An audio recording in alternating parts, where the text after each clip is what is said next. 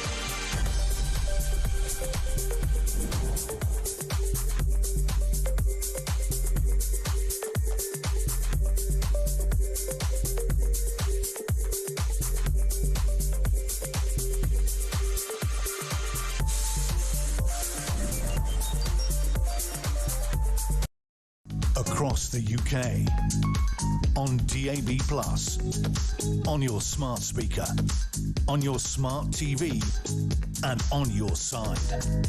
This is Talk.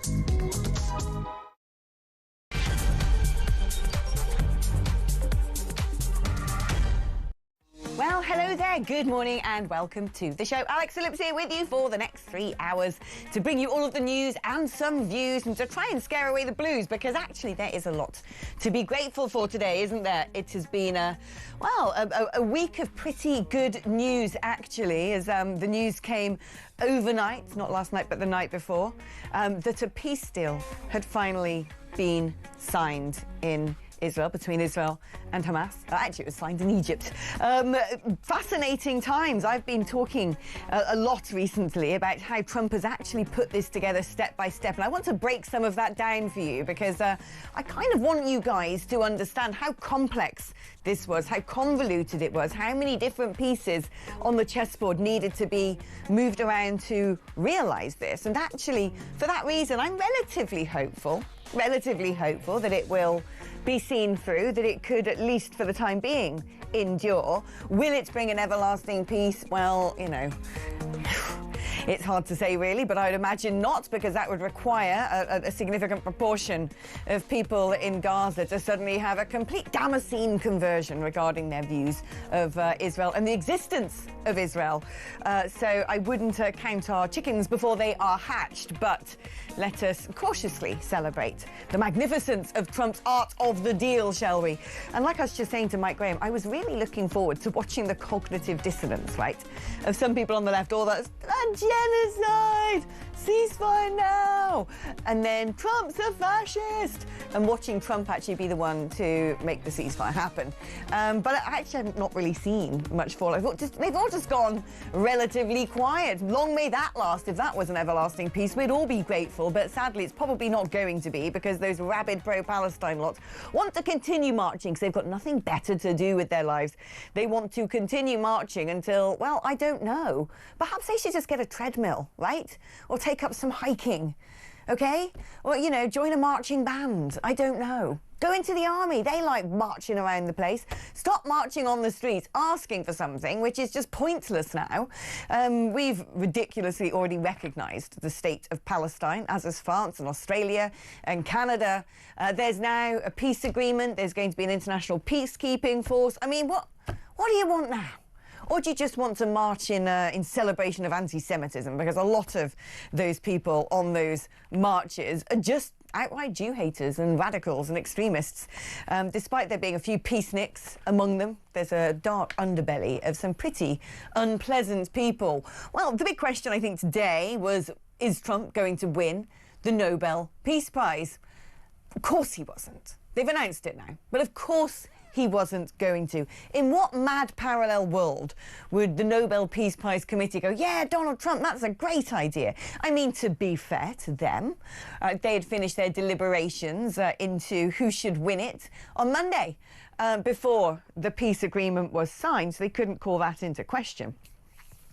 But even if he had signed it, I'm sorry, when you look at the past people who have won that, it's no longer the who's who of brilliant peaceniks. I remember when they gave it to Barack Obama.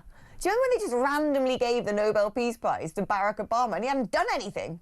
He was like the DEI Nobel Peace Prize winner, wasn't he? It's like, oh, black president, he better get the Nobel Peace Prize for having a skin colour. It was just, I was like, what's he actually done? Where is the great peace that he's negotiated, the wars that he's ended? He's just turned up.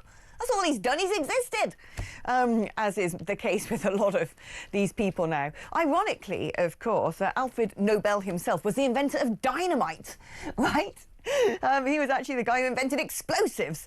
So make that make sense. But they have now announced who is the winner. She sounds like a coffee machine. Maria Corina Machado. I hadn't heard of her until this moment in time, but apparently she's a Venezuelan politician. And the Norwegian Nobel Committee has just announced that in Oslo. And she won for her tireless work promoting democratic rights for the people of Venezuela and for her struggle to achieve a just and peaceful transition from dictatorship to democracy. Jorgen Vatnef Widnes, the committee's chair, if that's how you say it. I'm sorry, Jorgen, if that isn't. Lauds her as a woman who keeps the flame of democracy burning amidst a growing darkness. Well, there you go. I'd never heard of you. But I'm sure you're a wonderful person, Maria, and congratulations. Let's speak now to the wonderful James Hill, Deputy Political Editor of The Spectator. James, let's talk about Maria Corina Machado. Is she a brand new figure in your life, or have you got anything to say about the brilliant work that she has done, apparently keeping the flame of democracy burning? I'm afraid I haven't got much to add, but I'll say 3 cheers for democracy and good luck to her keeping on going. There you go, Maria. Good luck to you. Apparently she was beaten in open primary. She was the opposition wanted to be the opposition candidate to Nicolas Maduro, but didn't get it. So there you are. That's all I've managed to read so far, but I'm sure I will find out how she's been keeping that flame of democracy burning in due course. Now, talking about flames of democracy burning, or perhaps flames of hope burning, let's talk about the Trump peace deal. What I want to ask you first, actually, I was listening to Yvette Cooper this morning being challenged on the Today programme. I still self-flagellate in that manner every morning. And Nick Robinson actually asked a pretty interesting question, saying, well, you know, what were you thinking of, recognising the state of Palestine during all of this? And she basically sort of made out that actually, oh, this was all deliberate. She didn't quite say this, but I got that she was intimating that this was all deliberate. It was an important part of it, that countries like the UK were playing bad cop, so to speak, in order to eventually get Israel to sign a peace agreement. Do you think that's a justified opinion, or was it more that this government are too afraid of certain people within society and wants to appease them?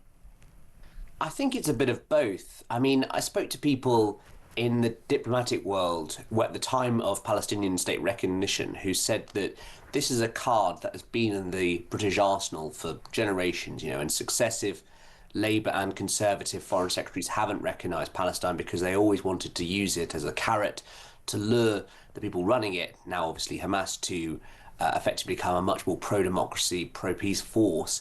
And so there was a great deal of concern from some certain quarters in the diplomatic and foreign office world about whether this really was the right time. Obviously now Yvette Cooper can come out and go, aha, you know, after the fact, and say this played some role. But I would say two things. First of all, it is clearly nonsensical to pretend that Labour Party internal pressures had nothing to do with this decision. And the idea it was all sort of great strategic politics is a nonsense. And you can see with that by the fact that, of course, in July, you know, many Labour backbenchers signed an open letter calling on the government to do this. And clearly the government has been influenced by domestic political pressure throughout it. And the second thing to note, of course, is the question about how much has the British really had an influence over the Netanyahu government, particularly since the Starmer government came in last July. And I think it's not huge. So I would say I think much of the running has been made on this by the United States. Obviously, I haven't been privy to all those conversations, but I do think Yvette Cooper is trying to spin a pretty bad story in the best way possible. Oh, well, that's very unlike the Labour government, isn't it? My view is actually that the beginnings of getting to where we are today actually happened in Trump's first term, which is strange because obviously that foretells or foreshadows October the 7th. But it was when Trump decided to pull out of the JCPOA, when he decided to assassinate the right-hand man of the Ayatollah on Iraqi soil, that he basically said to Iran, we're not messing anymore, we're not going to put up with you and all of your antics. And then what happened, of course, was a period of instability under Joe Biden, the zombie presidency, where all of that work was undone. They started negotiating, trading, talking to Iran again, which I think emboldened Iran, enabled Iran to run about trying to make a nuclear weapon, giving missiles and funding their proxies, which then enabled October the 7th. But it was Trump's first term of actually standing up to Iran and then coming out with a bunker buster bombs, I love that, bombing their subterranean nuclear uranium enrichment facilities that started to basically weaken the entire network that is behind Hamas. And I think that people need to understand, actually, that this has been a long time in coming. Do you think that's a fair analysis? I think there's a lot of truth in that analysis. I think that certainly he showed a willingness to embrace both, to borrow from Churchill, jaw, and war. And also from another American president, of course, Richard Nixon, the madman theory, the idea he is so unpredictable that he is a willingness to embrace how shall we say, unconventional, unorthodox means. So I do think there is a certain degree of continuity, because obviously there's so much difference between the first and the second term of Trump. But the first term, you're right, he had that real determination to take out Iran. Always Iran has been a kind of driver of motivation of the Trump administration and Trump politics. So I do think there's a lot in that. And, you know, you would have to say, look at the faces of the Israelis and Palestinians when that news of a temporary ceasefire was announced, and the joy on both of those. I mean, if that had been Alex, the likes of Obama or any other. They'd all be going wild for it today, wouldn't they? Absolutely. You can imagine what the liberal press would be saying. They'd be saying great peacemaker. And actually, you have to look, sometimes put aside the rhetoric and look at the results. Yeah. Not just intentions, look at the results. And actually, I think there's much to commend Trump at this stage, albeit with all the usual caveats. I mean, what's fascinating as well is if you remember back to the start of this second presidency, the very first state visit that Trump did was over to Saudi Arabia. And how important has that been? Because when I talk about the sort of four-dimensional geopolitical chess that the likes of Steve Witkoff, Jared Kushner and Donald Trump has played, and great credit as well to those other two aforementioned men, is they have managed to shore up support from the entire Gulf region, essentially, and creating a greater schism in the Gulf between the Sunni states and the Shia states, the ostracization of Iran, where we're now in a situation because Trump said, hey, you back my plan, and what you get is a really tasty slice of real estate of Gaza on the Med. I'm going to build Trump Tower over here, but you get to have a port and this and that, and you can all race to develop it, and there's going to be a sort of tariff-free zone where people are going to, make a huge booming economy.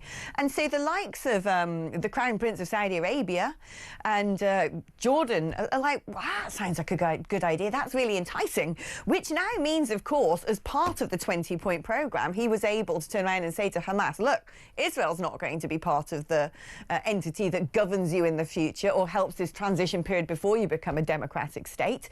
It's going to be your Muslim neighbours doing that. And I think that, many of these pieces, when you look back to what he has done over the course of time, people thought he was mad when he was talking about making Gaza on the Med. The same people who thought he was mad are going to be the ones doing their pouty lipstick in their bums out selfies in the balcony of their flash hotel. I mean, what a vision for the future of the Middle East. You said it so well, Alex. I would say, I think that, look, that point about regional partners has been really an astute one. And I think that that's something where they've been able to understand and sell a vision of what a kind of post-October 7th, post-conflict Israel and Palestine could look like, and Gaza, etc. That's something that they've worked really well with the Saudis on, and that's, as you say, Alex, been a priority from day one, both of the last administration and this one. And I think that the Saudis recognise that Trump was a man with whom they could do business. And I think that they're hoping that this is going to be a lasting deal. So how the region has played out has been really interesting, because obviously Israel has taken out a number of hostile threats around the country, and obviously America has done their best to keep everyone on side as well. So I think that even among the British, who obviously traditionally have had very strong allies, some of the ones I've spoken to have been surprised at how well actually a lot of the Trump diplomacy, which might seem a little coarse at times or brash, has actually played out quite well at the current stage, recording this in October 2025. I really don't think any other American president could have achieved this. And I think it is because Trump is creative when it comes to the art of the deal, because he negotiates, because he's very direct, because he doesn't suffer fools. I think a lot of American presidents previously have been quite weak when it comes to how to handle the Middle East, particularly the Democrats, particularly the likes of Joe Biden. And I actually think that Trump has played an absolute blinder in all of this. I want to talk about Qatar now, because that's a very interesting nation. The left wing love giving flack to Qatar. They like to portray Qatar as a terrible state. Other people like to say, oh, well, it housed Hamas, isn't it evil? My understanding is actually the CIA for a long time were the ones who said to Qatar, please can you have Qatar in Doha? We've got a US Air Force base in the country. We can keep eyes on as to what they're doing. And actually it makes sure that there is constantly an interlocutor there. And so I think in many respects we should also commend Qatar for their role in all of this as the go-between. Yeah, I think that there's been lots of reports on this, talking about Qatar's role as a middleman, as you say, in sort of encouraging those back channels, because I think that's been something that's been quite important throughout all this to notice, that even as much as sort of Hamas and the IDF have been going hammer and tongs at each other, there has been these important roles. So I think that the Qataris is something that a lot of Americans would pay tribute to in terms of their role in all of this.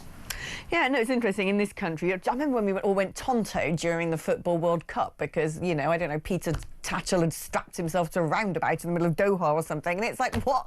You don't go mad about the fact that most countries in the world of a Muslim persuasion outlaw homosexuality. It was a very strange, specifically targeted campaign. Now, before I let you go, let us talk about Labour's one in, one out boat scheme. I mean... we knew it was going to be ridiculous. We knew it's not a deterrent. What we found out is that 26 people have been sent back. 10,000 have come in. Yay! It's really working out, isn't it, James? Yeah, I mean, this is very much the sort of reality of Labour's plans hitting their sort of preconditioned ideas. So they love putting out these videos talking about how the Home Office is sending people back. They love these sort of hard-hitting clips of people returning. The point is, Alex, it reminds me of when the Scottish FA tried to stop professionalism in football in the 1860s, and they said it would be like trying to hold back the torrent of the Niagara Falls with a chair. And effectively, they've been unable to stop this kind of great stream of people across the channel because fundamentally the incentives and system are such that it's much more fundamental than any of this kind of one-in, one-out deal would do.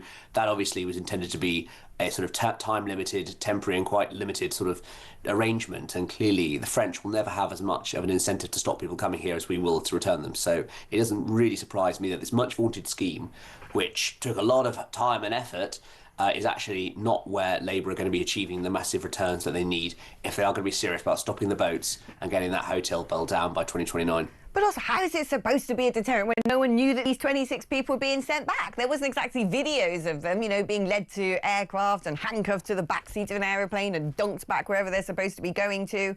Oh, make it make sense. James, thank you ever so much. James Hill, ladies and gentlemen. OK, we're going to take a short break now. I'd like to hear your thoughts on the news of the day. 0344 499 1000 is the number to call if you'd like to get in touch. It is your normal network rate. You can also send me a WhatsApp message on that number, or indeed leave me a lovely voice note on that number as well.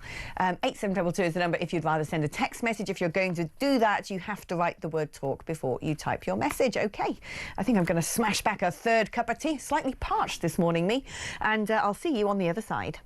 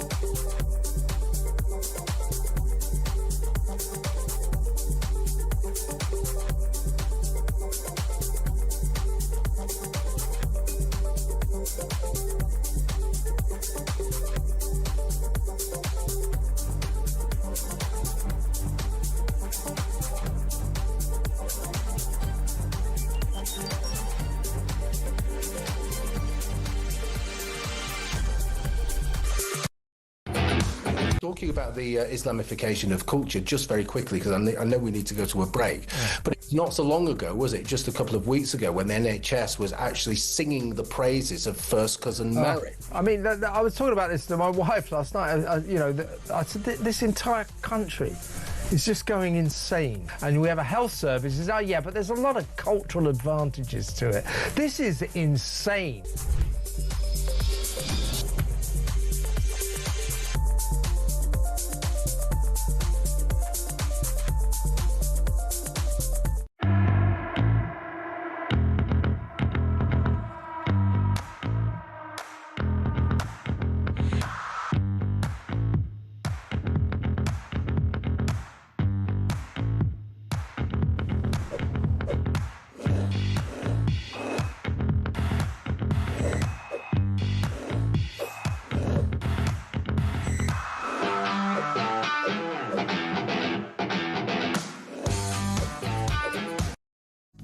across the UK. On DAB+, on your smart speaker, on your smart TV, and on your side. This is Talk. I was just trying to say, rather inarticulately before the break, how brilliant Trump's 20-point peace plan is. And I don't know if you've been through all 20 points and how it develops. We're basically at stage 1 now, where there is negotiation for a ceasefire and then it's the exchanging of hostages and the like. But when you dig down deeper into the programme of action, where he talks about essentially getting a combined international force, largely made of neighbouring Gulf countries, to be the peacekeepers in the nation, where they will be part of redeveloping and rebuilding Gaza, when he'll then seek to make it a sort of tariff-free super economic zone, and how actually his pressure on Iran during all of this, destabilising Iran, disarming Iran in many respects, has enabled the peace we have today, and also being able to become friends with the neighbouring countries. If you remember when Iran repaid the favour of Israel striking Hezbollah, and there being strikes indeed of apparatchiks of the proxies in Iran, how actually the interceptions of some of those rockets and missiles were not just done by the Iron Dome, but they were done by military jets from both Europe and the US, which were taking off from military bases, the US ones in particular, in the Gulf. And also Gulf states themselves intercepted those missiles.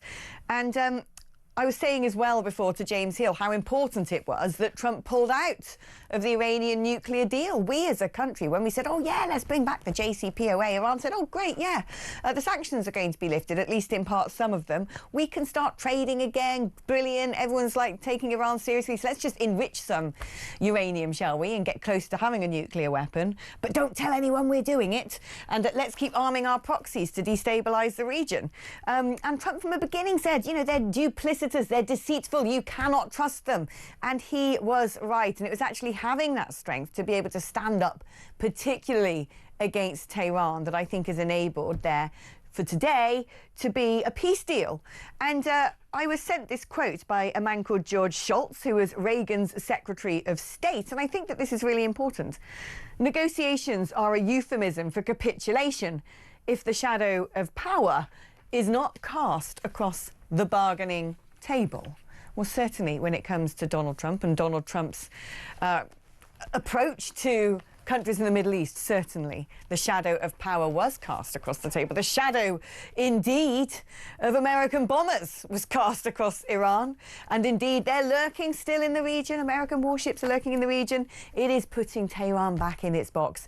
So I think we're at a stage, essentially, where it is a stalemate, where Hamas can't do any more, where Tehran is unable to answer the question that has been posed by Donald Trump, but the sentiments haven't changed, have they? So how we now go on from here to, as it was said in the previous Gulf War, change hearts and minds, I don't know, and I don't know if it's even possible, but certainly what we've ended up with is a diplomatic checkmate, if you will, which let's see how long it lasts. Israel's military has announced that the ceasefire in Gaza went into effect at 12 p.m. local time, which was at 10 a.m. UK time. So we now live in the world of there being a ceasefire. What's Gaza going to look like when people get to go back in and get eyes on? Who knows? It's probably not going to be particularly pretty. And so there'll be a fresh round of condemnation, no doubt, for Benjamin Netanyahu. Now, here's a story which is really, well, annoyed me, to say the least. Canterbury Cathedral. I mean, beautiful Canterbury Cathedral, one of our most important religious edifices. If you were to go down there today and have a little peek at its normally a gorgeous, ornate interior, what you would see is something that is anything but. Because apparently, there you go, look at that. Whoa, covered in filthy graffiti all over the walls, on the pillars. Horrible looking tags. Looks like some scrote in a hoodie's gone in there and scribbled a load of nonsense all over the place. What a horrible desecration of a wonderful cathedral. Are you there? It says in some sort of horrible graffiti scrawl. Do you ever regret your creations? What a ridiculous... apparently this is some sort of art exhibition where they are projecting what looks like graffiti all over the pillars of Canterbury Cathedral, which is seemingly challenging God himself. I think what God might find rather challenging is whoever came up with this as an idea for a curated art installation. I mean, come on. I like it when you get churches and cathedrals now that do lovely things like moons and constellations and forests and things like that, so you have an immersive experience, as people like to call it. But who wants to go and immerse themselves in what looks like gang tags scrawled all over the side of the beautiful columns of Canterbury Cathedral? Apparently they've been expertly and sensitively applied as stick-on graphics around the interior and carry questions that people have asked of God during moments of doubt or curiosity. That's right, I've gone into the cathedral to try and find solace, to try and have my connection with the Father on high, to try and sort of get the Holy Spirit down from heaven, to draw it into me, to lay things at Jesus' feet and say, here you go, God, I'm having a hard time, but in you I trust. And I go to do that, and I look around, it says, like, do you really believe in God? Do you think God is proud of what he's done? Are you really there? I mean, what are you doing? That is mad. It is madness. Honestly, someone needs to really grab the Church of England and sort out nonsense like this. It's the opposite of what you should be doing. Peace and sanctuary and finding your solace with the Lord on high. Are you really there? Come on. Right, I am really here, but I'm not going to be for a short moment in time because I'm going to have some tea, rest my voice for a macro second, and see you on the other side of this commercial break.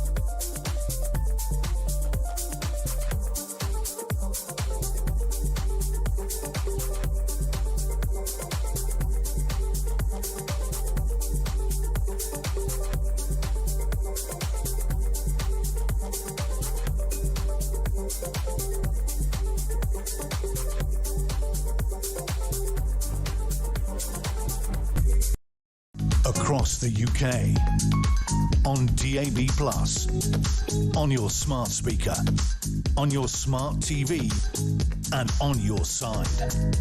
This is Talk. Hello, welcome back to the show, and welcome to the show, Mr. Andrew Fox. We adore him, don't we? Defence Middle Eastern disinformation expert. I haven't spoken to you for ages, Mr. Fox. How you bearing up, lad? It's been a while. I've just come back from a little trip abroad, so I'm feeling relaxed and recharged and good to go. Well, don't you look all glowing and wonderful today? It's lovely to have you back. Now, lovely as well to see that we have finally got the ceasefire. It started at 10 a.m. Local time here, 12 midday local time over in Israel/Gaza. Do you think this is going to last? Well, look, the important thing here is that the hostages come home, and everything else after that we can worry about once that iconic imagery of people being reunited with their families, reaches the world. And as long as Hamas can deliver on their promises, they've suggested that they might not know where all the hostages are because other groups have them, and they're playing this fudging game. But the deal is very clear: they need to get a grip of it and get the hostages home. So as long as that happens, we can worry about what comes next later. How much credit should we be giving to Donald Trump and his team in reaching this point? Because I've been particularly praiseful of Donald Trump. I think there's various things that has happened, not just in this term, but in his first term as president, which has been instrumental in starting to shore up a very different-looking Middle East, things that other American presidents have really failed to do, such as especially putting Iran back in its box. Do you think that he deserves credit today? Look, I'm on record as not being a fan of Mr. Trump, but he absolutely deserves credit for this. He, over the last few months, culminating at the UN General Assembly just a few weeks ago, he's clearly done what no other president was willing to do, and that is to, first of all, cajole, bribe, and threaten Hamas's key backers in Turkey, Egypt, and Qatar, to drag them to the table and isolate them diplomatically, which was a huge step forward.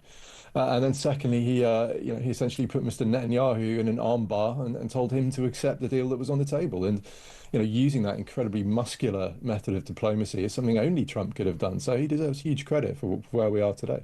What about the role that the UK has played in this? Because it seemed to me when I was listening to Yvette Cooper talking earlier that she's trying to suggest that the UK, France, Australia recognising Palestine as a state was a sort of bad cop part of the greater agenda which has contributed to where we are today. Do you think that's credible? No, I don't really buy that. I think we've spent 2 years burning all our influence in Jerusalem, and I don't think the Israelis particularly cared what we do at this point. It was a meaningless gesture. It didn't have any practical effect on the ground. And really, as we've seen, it's the pressure on the Gulf states that's really, it's a Middle East problem. And Mr. Trump found a Middle East solution. And all the posturing for a domestic audience that Western governments like Canada and the UK were doing just shows that we were pretty irrelevant on the world stage for the last year when it comes to the Gaza war. Unfortunately, it turns out that a lot of the pro-Pally lot who have been gorging on rabid narratives and gouging out any sense of stability within our communities want to persist because they say, well, it's not done yet until there is a proper, fully autonomous Palestine. We're going to keep on marching. I mean, frankly, they should give it a rest at this point, shouldn't they? Surely now there's a ceasefire, there's nothing else to march about. Well, they were marching for a ceasefire, or so they assured us, and now they've got a ceasefire. It turns out they didn't want a ceasefire at all. No. What they wanted was a Hamas victory. And that's the key lesson here from these protesters is actually what they don't want is something that Israel could spin as a win. They want Israel defeated and probably destroyed. They want it replaced with a Palestinian state. That's not going to happen. I think the last 2 years have made very clear that Israel is prepared to defend itself with maximal violence where necessary. And until the Palestinians and their cause come to an acceptance of the existence of the state of Israel and a willingness to coexist alongside them peacefully, I suspect we will see more violence in future. But these protesters really have shown their true colours in the last 48 hours.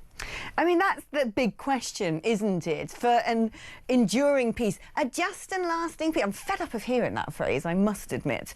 But in order for there to be ongoing peace in the Middle East, it does actually require a pretty remarkable ideological volte-face for many people in Gaza, which is, as you said, suddenly going, oh, yeah, we like Israel. We're happy for Israel to exist next door. I can't see a huge number of radical conversions taking place. So the big question is, I mean, Netanyahu wanted to destroy Hamas. Hamas still exists. In fact, part of the 20-point deal is that if Hamas say, well, sorry, we regret what we've done, they'll be given sanctuary in states where they will be taken, which you have to always build your enemy a golden bridge. But do you have concerns that Hamas will essentially lie in wait, rebuild, and then we'll just go through this cycle at some point again in the future? Yeah, I think that's probably the most likely outcome at this point, because look, all they have to do is put their weapons down in public and they can be a power behind the scenes. As you say, they still exist. We're seeing it over the last 48 hours. Some of the clan groups who rose up against Hamas are already facing reprisals. There was a big gun battle at Gaza port yesterday. There have been threats made against other clans. And Hamas is definitely still trying to make sure it has the ability to flex its muscles in Gaza when it comes to controlling the local population. So stopping that is going to be incredibly difficult. And the proposed international security force are going fully into harm's way, I suggest. Arab troops from Egypt or Turkey on the ground. We're talking about potentially 200 American soldiers as well being sent in there. I suspect Hamas will lay low for a while, probably for 3 years until Mr. Trump's out of office, depending on how the next American election goes. But they will certainly have a main effort now of remaining a kind of dark figure behind the scenes that's pulling the strings in private rather than in public. What about the rebuilding exercise? I mean, Trump's got this utopian vision of a sort of brilliant, shining Mediterranean tourist resort, a free trade zone somewhere with no tariffs, economically booming. I mean, one thing that we've learned throughout history, actually, is when a country suddenly goes, right, we're going to go for development and progress and we're going to go for profit rather than sort of more aggressive forces, it tends to work. The local population going, oh, I quite like having a good job. I quite like having this lovely, shiny, tall steel built building next to me. Probably don't want to bomb things anymore. It tends to work actually as a de-radicalizing element in itself, but it's going to take, I'd imagine, a heck of a long time, looking at the rubberized version of Gaza that we haven't been entirely privy to, but we're getting from the images and the aerial images that we have been exposed to. It ain't going to be built in a day, is it? Well, of course, I have had the privilege of going in and seeing it with my own eyes, and it's just as bad as you'd imagine. Particularly Rafah. There's nothing there that's even recognisable as a building in the areas I've been to. The challenge is going to outlive probably Mr. Trump. I mean, this is going to take decades. The amount of unexploded ordnance that will be needed to be cleared. The fact that the tunnels run everywhere. There's 500 kilometres of tunnels under Gaza that, of course, destabilise the foundations of any building on top of them. This is a huge billions, if not trillions of dollar task. And it's going to be exceptionally challenging. So it's not going to be a quick solution here. And my other concern with the Trump plan is that if they do have skyscrapers and tower blocks, these won't be owned by Gazans. These will be owned by outside foreign investors, which kind of relegates the Palestinian people there to making coffees and cleaning hotel bedrooms, which I'm not sure is a recipe for a happy populace when they see outside investors making all the money and they're relegated to the bottom tier of their own country. So there's lots of flaws and challenges and difficulties to overcome here, and I don't think it'll be quick or easy. It seems to me he also wants to set up a sense of a healthy competition between Gulf neighbours when it comes to redeveloping Gaza. But my understanding of the Gulf nations is they don't really have a healthy competition. In many respects, it can at times be a very unhealthy competition. Are there perils that lie within when it comes to that strategy? Yeah, well, Saudi have had their own economic problems of late. Every dollar that drops off an oil barrel puts the Saudi economy under real pressure. So, their sovereign funds are going to have to be used if they're going to deploy. The UAE, of course, are very keen to put financial reconstruction in there, and I think it is important that it's Arab world led. I think that is emblematic, particularly for the Palestinians. The last thing they want to do is feel betrayed by their Arab neighbours, and there is a sense of that in Gaza at the moment, that the Arabs didn't step in sooner to try and help them. So again, the Middle East is a deeply complex area. There's no simple solutions, but I think the lesson of the last 20 years and our blundering involvements in places like Iraq, Syria, and Libya show that these problems do need to be solved with an Arab-led solution. And what next for Israel? Because it's not going to be great. Hostages are back. Well done, Benjamin Netanyahu. We love you.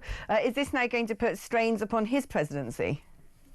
Well, his prime ministership. Yeah, he's a divisive figure. He was before the war, and he has been since. But he can now go to the electorate in Israel. They're due elections next year. He can go and say quite reasonably that he's the man who seriously defeated Hezbollah, Hamas, Iran. Who led to the collapse of the Assad regime in Syria. And he has a track record of achievement here that I think we'd be churlish to deny. However, he does face legal challenges. He does have a coalition at the moment that rests on some pretty unpleasant characters. And he has, I think, arguably prolonged this war probably longer than it needed to go on. So there's a lot in the against column as well.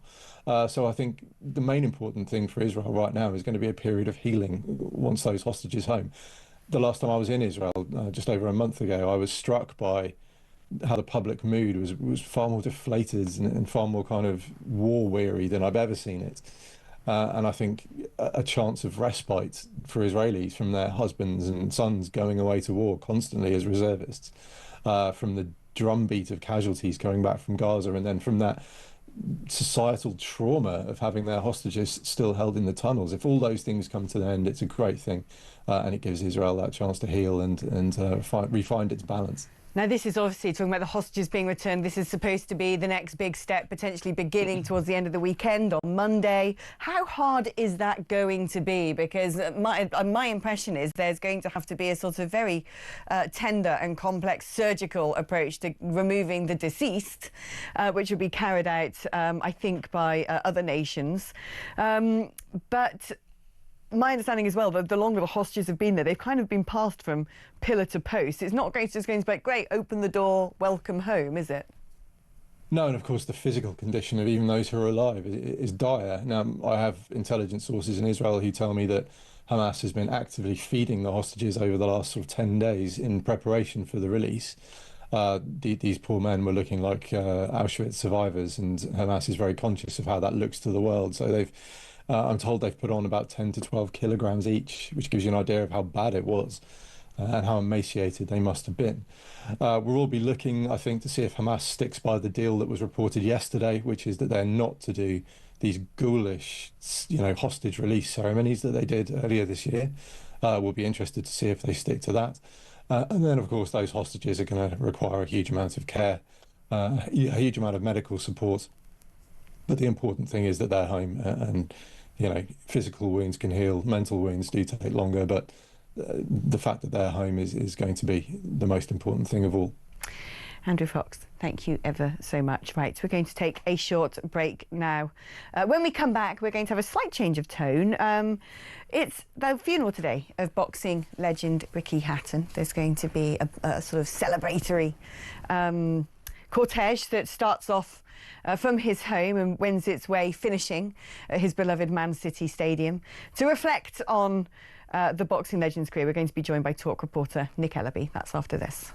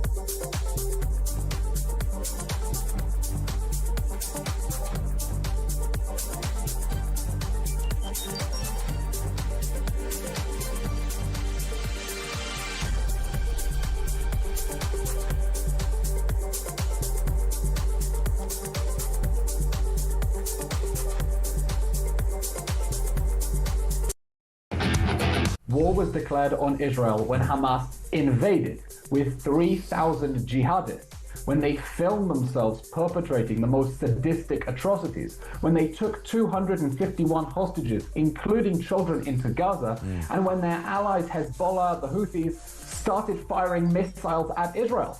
We were at war, and the question then is, how do you get out of that war? But how do you get out of the war in a way that brings the hostages home and makes sure Hamas cannot start this war again?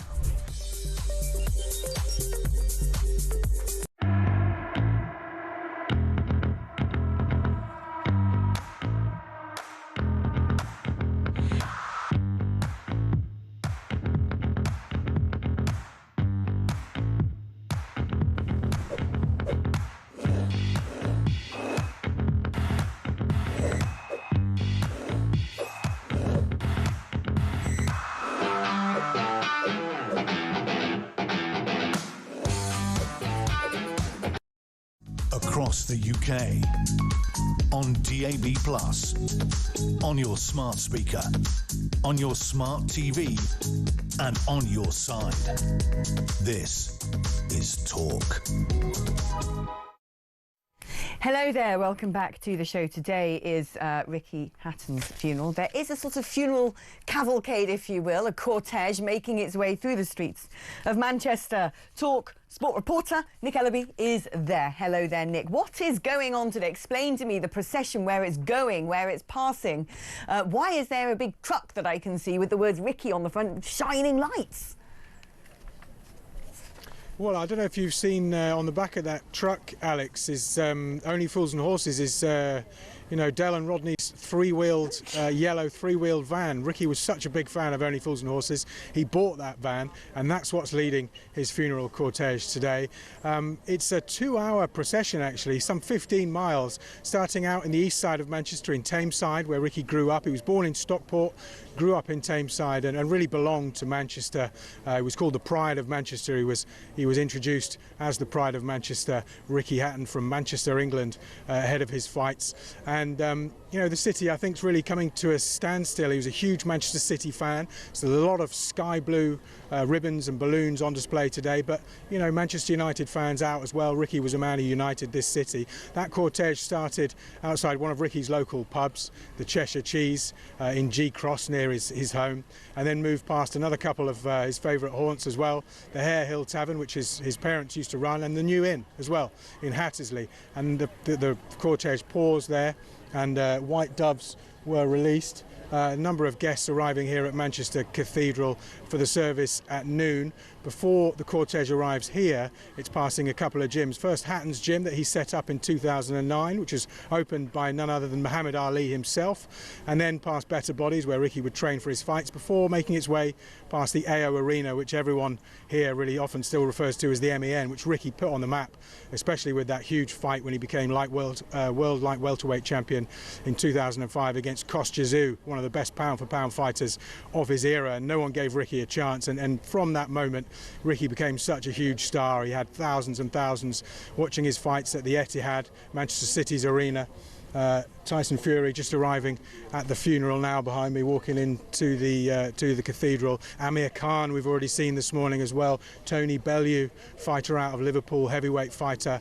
Huge numbers of people. We're expecting 1,000 people at this ceremony, private ceremony from noon. And Richard will be, well, he'll be referred to as Richard due to the wishes of his family. And leading the ceremony will be the Dean of Manchester, who refers to Ricky as an icon of this city.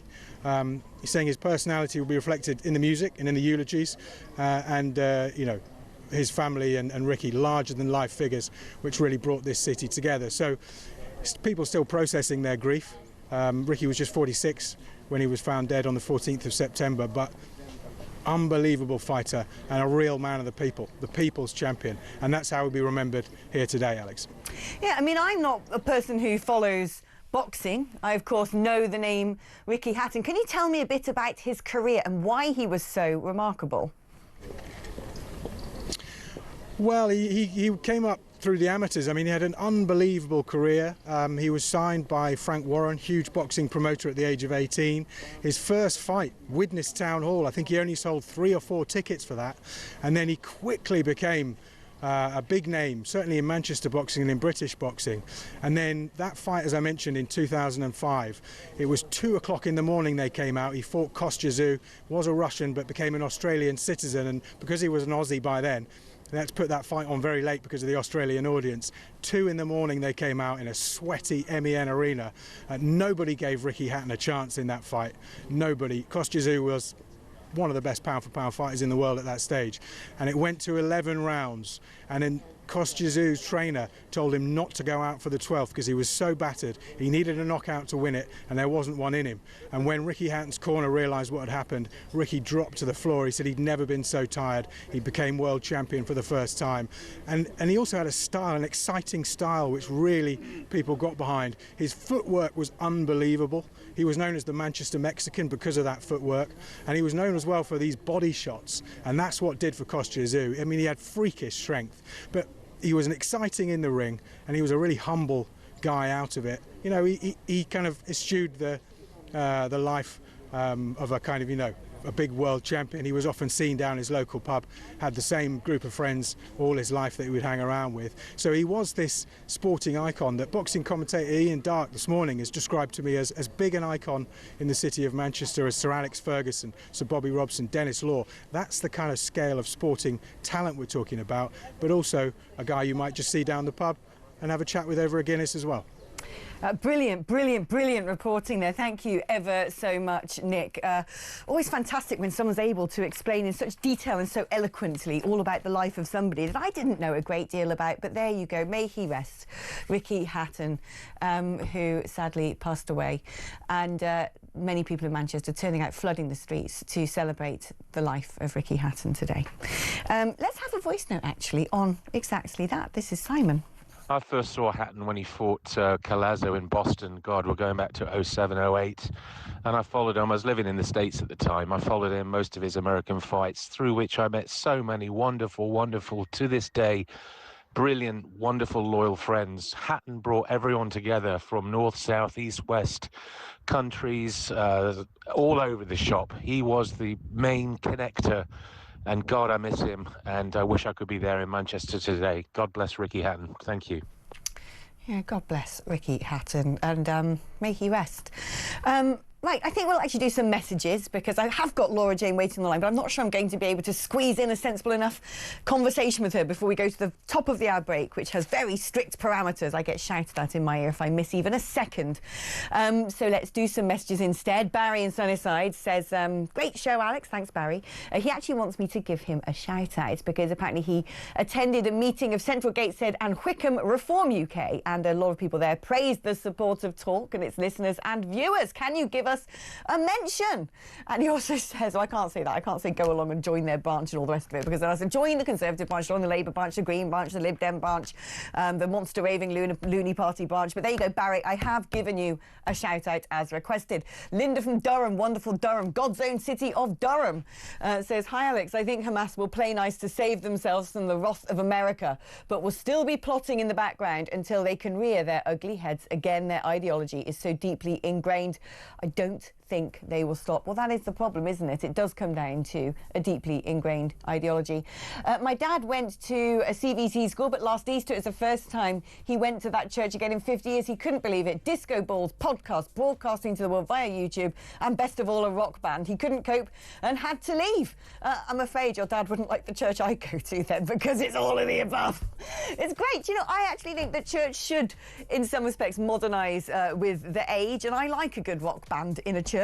But there is a church out there for everybody, and surely that's what it is all about, having the broadest possible appeal. OK, taking a break now, back after this.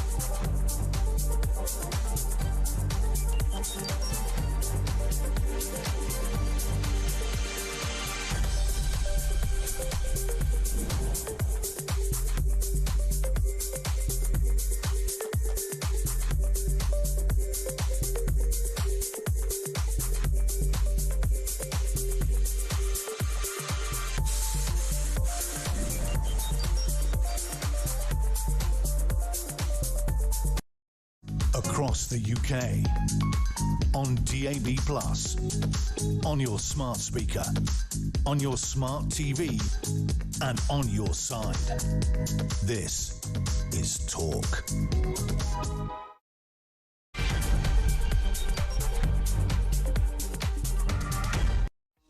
Hello and welcome back to the show. Today is, of course, Peace Day.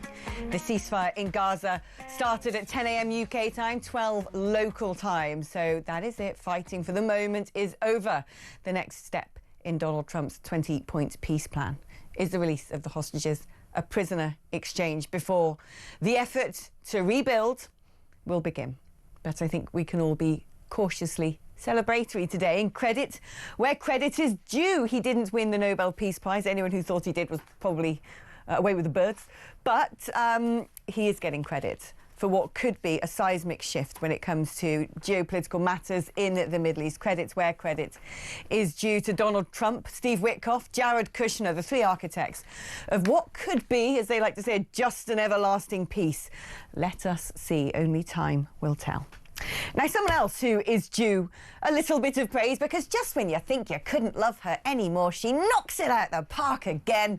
I think I might be her #1 fan. The brilliant, the beautiful, the effervescent, the erudite, the incredibly brave Giorgia Meloni. Because the Italian premier has decided she's had enough of Islamism in her country. She's had enough of a fifth column of Western Italian haters who want to assert their dominance on the pavements of her beloved nation. This is the woman who, when she first became Prime Minister, said, I am a mother, I am a Christian. And she has decided that actually Italy is a Christian country and there is no place in her country for the sort of radical Islamism that seems to be blighting Great Britain. So what has she decided to do? Well, she is following the likes of France and Switzerland in banning the burqa. Good on you, I say. There's going to be a sweeping new law as well to ban other malign cultural practices such as forced marriages and virginity testing. There will be fines of up to £2,600 or €3,000 for anyone wearing the burqa or niqab in public spaces, from schools and shops to offices and universities. But it goes further than just banning face coverings. It's going to introduce criminal penalties for cultural crimes. It raises the maximum punishment for forced marriages to 10 years in prison, with religious coercion grounds for prosecution. The spread of Islamic fundamentalism, the legislation states, undeniably constitutes the breeding ground for Islamist terrorism. Well, you would think that Britain would understand a thing or two about terrorism. Britain, who has had the 7/7 bombings, Britain, who has seen the Southport massacre, Britain, who recently witnessed that attack on a synagogue in Manchester from an Islamist, Britain, who saw little girls targeted at an Ariana Grande concert in Manchester Arena. You would think Britain would have learned its lesson by now, that in order to have a cohesive, stable, integrated society, there can be no place in Britain for Islamic fundamentalism.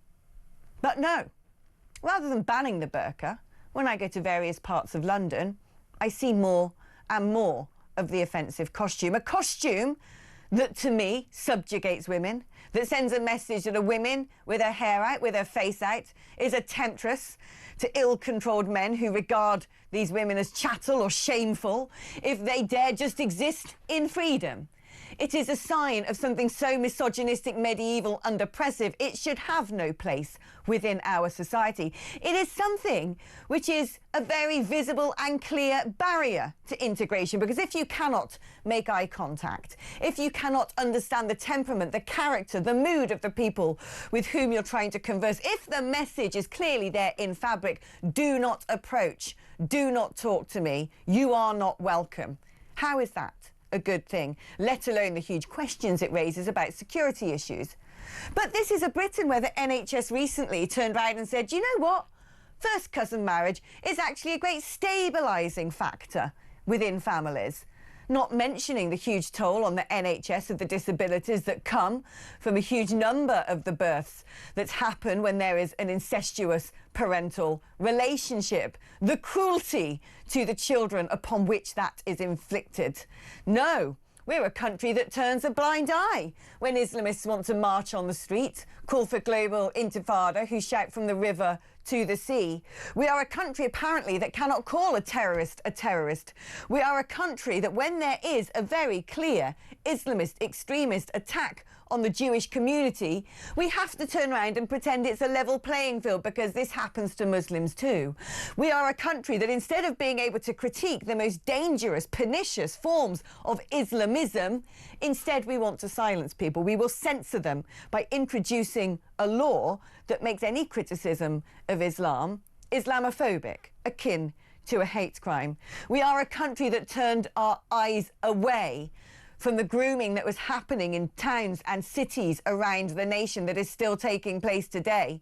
We are a country with a London mayor who will not allow any sort of investigation into the enslavement and the chronic abuse and torture of little girls in our capital city by the same grooming gangs that have blighted the likes of Rotherham.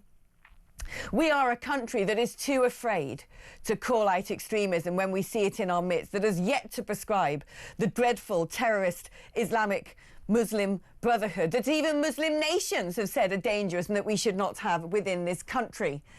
We are a country that instead of tackling the root causes of division in society, instead of having the mettle to grab the nettle and say extreme Islamism is not welcome here, we will ban the burqa, we will ban FGM, and we will actually seek more than the one or two feeble prosecutions that are currently happening. We are going to ban cousin marriage. If we were to do that, that would be the greatest gift to the Muslim community. We would be taking away from people some of the most barbaric, oppressive, regressive practices that harm so many women within that community. We'll be taking away those barriers to integration. We will be beginning to erase the divisions that we so often hear blight our society only if we tackle that which does not belong here. Because peaceful, law-abiding Muslims who do integrate, who work as shopkeepers, security guards, doctors, lawyers, teachers, your neighbour, your friends, the kids who are friends of your kids at school, who are perfectly at home here, who are settled, who practice their belief system privately, who are peaceniks, who wish nobody harm. Those people are the ones worst affected when you let other people within their communities who want to tear up the rule book, who audaciously wish to conquer this country, impose their barbaric practices and their aggressive ideals upon the whole of the country, who wish harm against us as a nation, who plot against us, who meet up in mosques with extremist imams who preach vile, divisive sermons. We need to monitor what those mosques are saying. We need to arrest the imams who are the ones who are the true preachers of hate. And when we do that, and we take the bad apple out of the apple cart, then you will see how a peaceful, proper, progressive society looks. But this government, have they got the strength of Maloney? Have they got the courage to call out evil when they see it? Looking at past practice, looking at the fact they didn't want a national inquiry into the grooming gangs, looking at there's been no suggestion that we should ban the burqa. Are they ready to take the bold step to become a proper, fully integrated, peaceful nation? I wouldn't bet on it. What a tragedy it is. But there you are. Well done to Giorgia Meloni. I would go one step further, to be honest with you. I really would. I would actually say that we need to look at what is being said in mosques. I mean, Italy is going to tighten control over mosque funding and Islamic educational institutions. This is where terrorist organisations, or what should be terrorist organisations, sow most of their influence. Schools, often with a charitable status. Groups that actually go as far as lobbying public institutions. We should be looking at where their money is coming from, however much they try and disguise the genesis of their funding. We should actually make sure that mosques are looked into, whether they are preaching good things or bad things. Because if it was the same in churches, if there was hellfire and brimstone and go out and murder people who do not share your faith, and it was happening in the Church of England, you can bet your bottom dollar that would be closely surveyed. We need to take a leaf out of Maloney's book. I would say we need to question whether certain faith schools are a bad idea.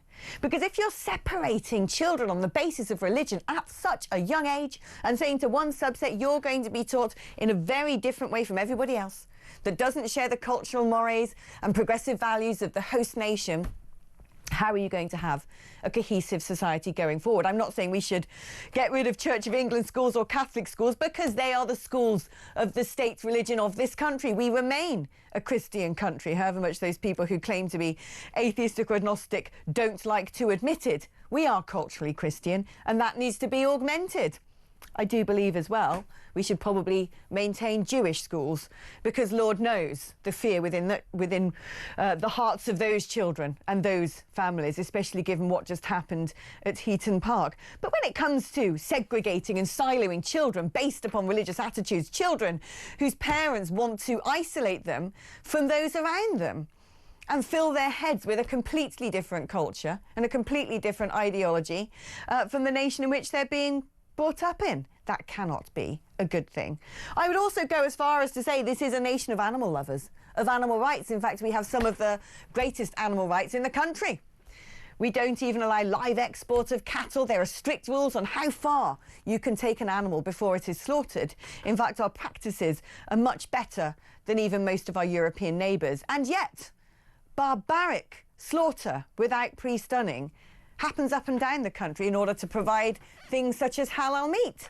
And not only that, the halal meat isn't necessarily labelled. Entire institutions are having to say, oh, we're just going to serve only halal meat in case a Muslim might want to come in here and eat. I'm sorry. We're a nation of animal lovers.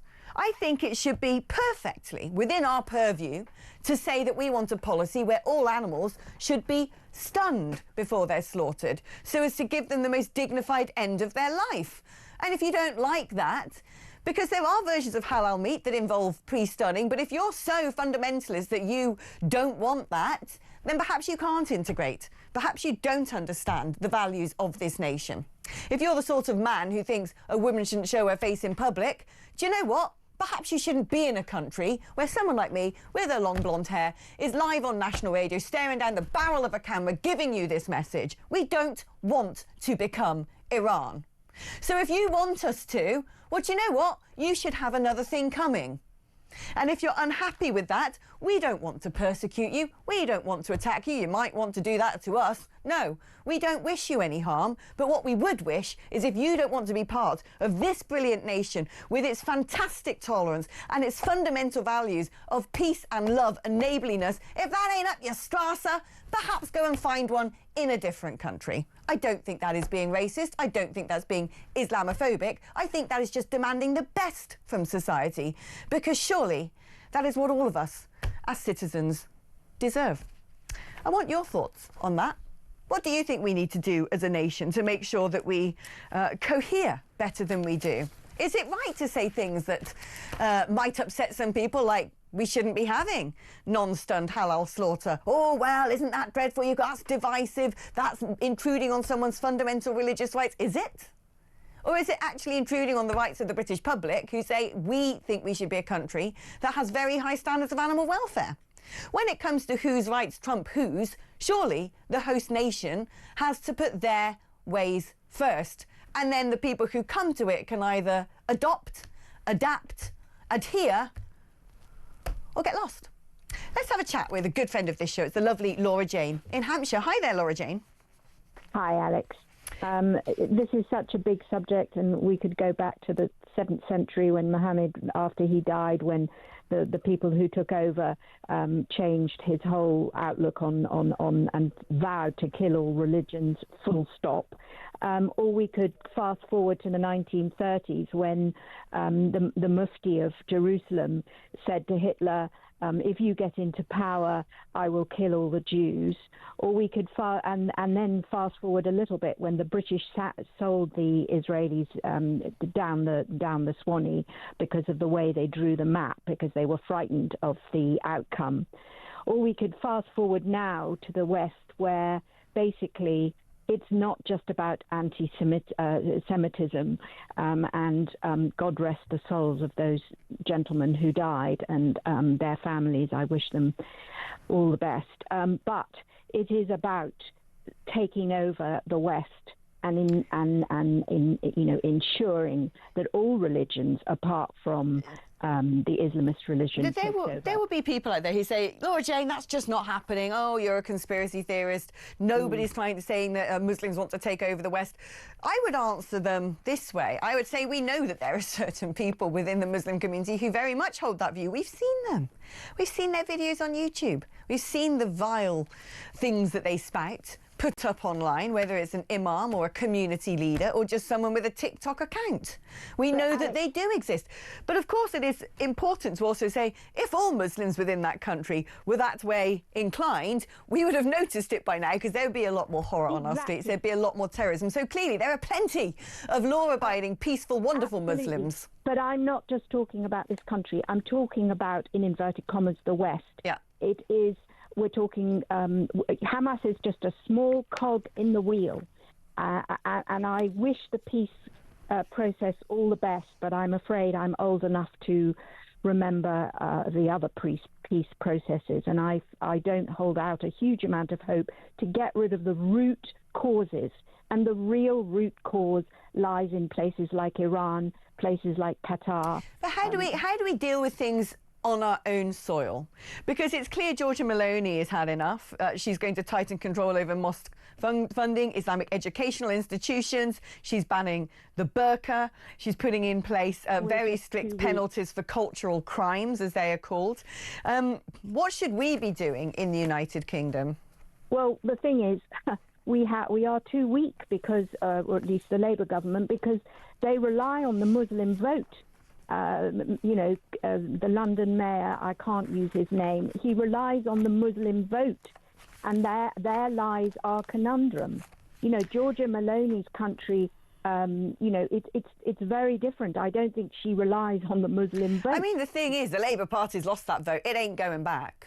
I don't think that's going back anytime soon. It's done, it's gone. Well, I fear that as a country, we've been too good to our fellow humanity, and now it's very difficult to row back. Perhaps it's opposite. Perhaps it's not being too good, because like I said, perhaps it is quite the opposite, because if you don't crack down on the extremist elements within certain religious communities, it is that religious community who probably ends up suffering the most. It is their women who are being forced to wear burqas. It's their people who are being unfairly tried in Sharia courts. But then if you pass laws, for example, in education, what happens to Catholic schools and churches? Well, surely you can pass a law saying that we don't want faith schools other than Church of England and Catholic schools. A law can be phrased any way you want. Right. Well, let's ask Nigel Farage. I mean, whoever's going to be their education minister, they need to look at these things and be brutally, brutally honest. I mean, at least we are having conversations now.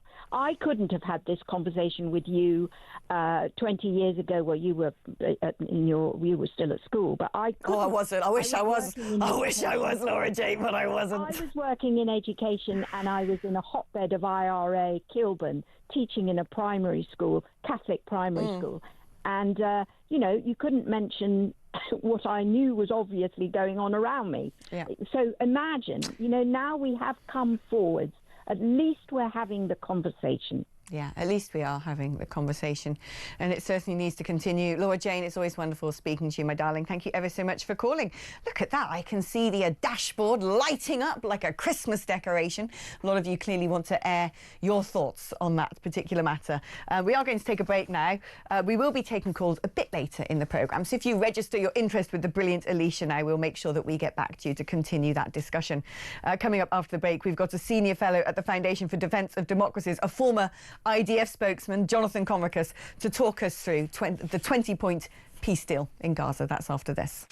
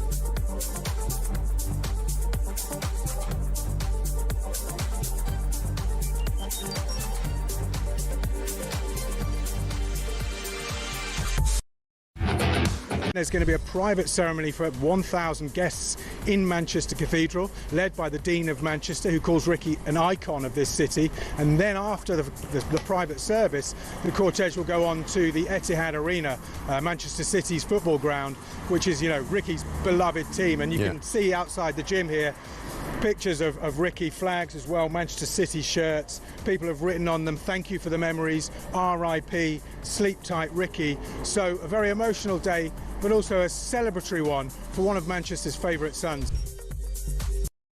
Across the UK, on DAB+, on your smart speaker, on your smart TV, and on your side. This is Talk. Hello and welcome back to the show. Wonderful to have your company today. And joining us now is the brilliant Jonathan Conricus, who is a former IDF spokesperson, but also senior fellow at the Foundation for the Defence of Democracies. Great to have you on the programme. How should we be approaching the 20-point peace plan, the announcement of a ceasefire just under an hour and a half ago? Is this a moment for celebration, cautious optimism? Will it last? Well, thank you. Good morning, and thank you for having me on. I would say of the options that you gave, I would opt for cautious optimism, and I would want to calibrate the expectations here, even though the title of the agreement is an end to the war, and even though the messaging coming out of Washington and many other places speaks about peace. I don't think that it really is that stage yet. What we currently have, tangible, is a ceasefire. And what probably, hopefully, will happen is that Israeli hostages will come home after more than 2 years of captivity in Hamas's dungeons. We will be able to finally have Israeli live hostages embraced by their families, and the dead Israeli hostages being brought for proper burial in Israel. That is so far the only thing that I think we can really latch onto. There are many possible things that will happen, and maybe this will be the framework, the strategic framework that will provide regional developments with other countries. That may happen, and I definitely hope that it does. But I think we have to temper our enthusiasm here and to remind ourselves that, after all, we are dealing with a terrorist organization, Hamas, that in terms of its entire existence, it's all about annihilating the state of Israel. So I don't think we're going to make peace with Hamas. At best, ceasefire with them, maybe peace with others. What do you think? I mean, it's hard to predict, but what do you think Hamas can do right now? Because it seems to me they're fairly boxed off. I'm not sure how much energy is left in the tank of their sponsors at the moment. I think certainly America's been very present militarily in the region of late to try and make sure Tehran stays in its box. Surely Hamas are probably going to go away and lie in wait to regroup, rearm and come back, but not necessarily in the very near future. Yeah, I think we should anticipate Hamas to try to shapeshift and to greatest extent possible, try to comply with the agreement that they have signed, that the Qataris and the Turks applied pressure on them to sign. And that means to disarm, to relinquish control over the Gaza Strip, and not to have any influence over the day after. Now, those are nice, very good, very positive headlines. In reality, in the Middle East, things have a way of going askew. And I think that what Hamas will try to do is to try to sabotage that process and to try to hold on unofficially to control in Gaza, refuse to disarm. And I think, if anything, there's a big stepping stone coming up ahead in the coming days and weeks after we get the hostages back, is how can Hamas be really forced to disarm, and who will verify it? These are two tangible questions that'll be difficult to answer.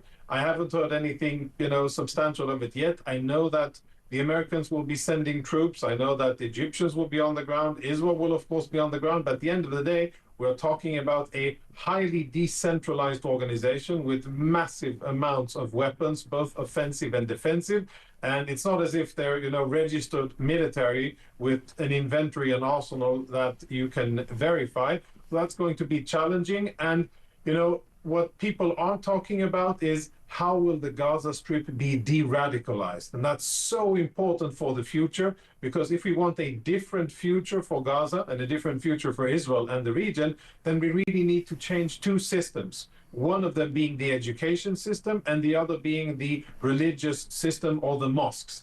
If they are allowed to be, as they have been for the last eternity, managed by UNRWA, indoctrinating children to hatred and to anti-Semitism and radicalism, and basically breeding the next generation of jihadi foot soldiers who yearn to be sacrificed, to be martyrs, then we're going to have the horrors of October 7 replayed again in the future. Well, this is what's so difficult, isn't it? Because, as you said, there's a next generation who have already been indoctrinated, brainwashed and brought up under a terrorist ideology, who it would be very hard now to de-radicalise. And what's more, there'll be a great number of people in Gaza who say, well, look, this lot have been bombing us incessantly for 2 years. We despise them. How on earth do you then make these people have some sort of Damascene conversion?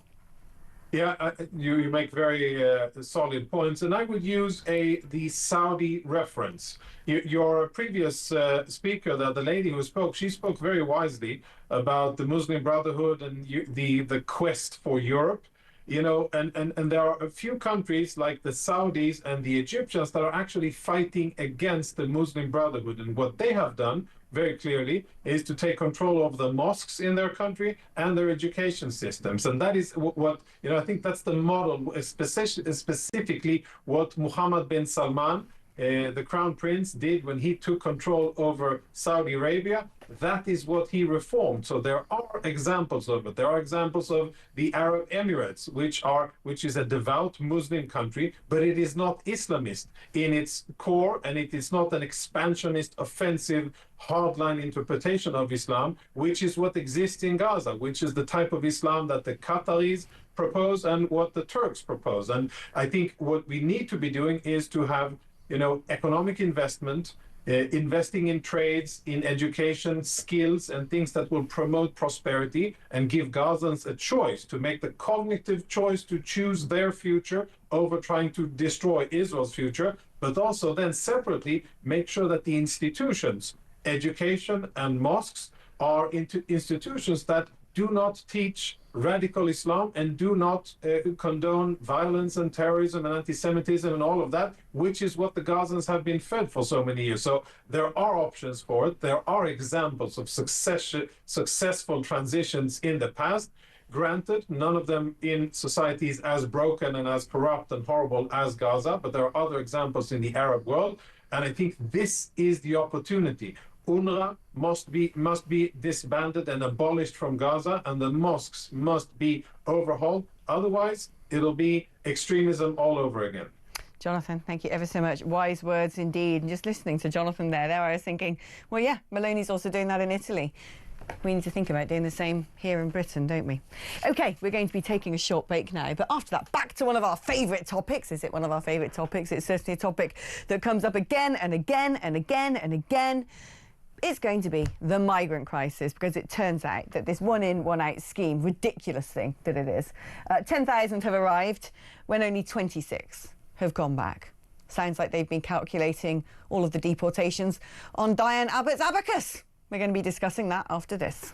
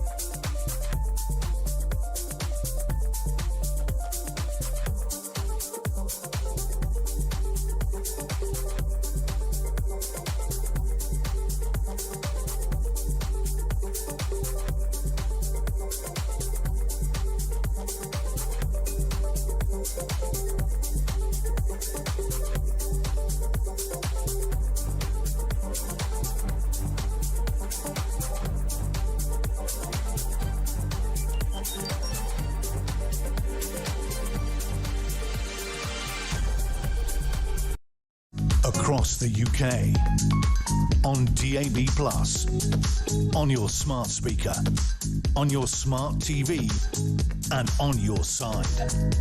This is Talk. Hello and welcome back. Well, 3 elements today of our current discussion on the migrant crisis. On it goes, on it goes, on it will always go, it seems to me, until we get someone sensible in 10 Downing Street. First of all, let's do some figures, shall we? Because Labour's one in, one out migrant scheme, well, 10,000 have arrived and 26 have been deported. Hardly a deterrent, is it? Looks like a catastrophic mess. In fact, there was one day in which 1,000 people arrived. 1,000 one day alone. It is an invasion, people. It is an invasion. Then we find out that the EU has rebuked France for using a plane to spy on channel crossings. It's used European Union-funded surveillance aircraft to spy on the small boats, and the European Court of Auditors, the bloc's financial watchdog, said the plane had been deployed outside the Schengen free travel zone for a third of its flight time, in contravention of the rules.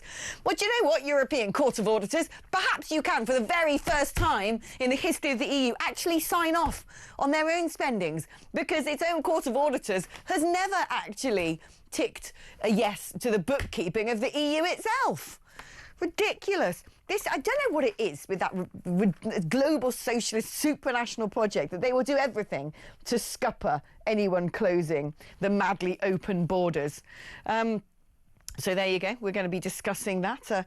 A source close to the audit told The Telegraph that the aircraft in question was a Dassault Falcon 50M, flown by the French Navy on maritime surveillance missions.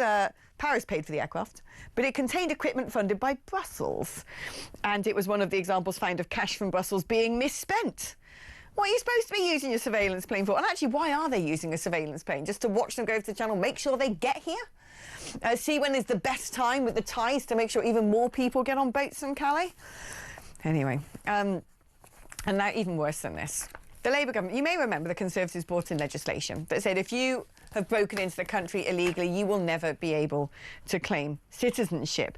And one of the first things the Labour Party did when it came into power was rescind all of that. And at the moment, passing through Parliament is their own version of the legislation. But it's been so watered down and diluted, it is now porous and open to legal challenge. And guess what? That legal challenge is, of course, forthcoming. After repealing the Illegal Migration Act, which says illegal immigrants should under no circumstances ever get citizenship, the Labour version is being challenged by a law firm called Wilson Solicitors, which is launching a bid to bring a judicial review of the new policy on behalf of an unnamed Syrian refugee. The firm argues it's unlawful because it fails to direct decision makers to take account of the impact of a refusal of, guess what, Article 8 of the ECHR. There is a good old ECHR, so it looks like the government could be taken to court. High Court sometime in 2026. Brilliant. You know who'll be paying that bill? Me and you, folks. Both sides of it, in fact. Let's speak now to Henry Bolton, a great friend of this programme, international border control expert.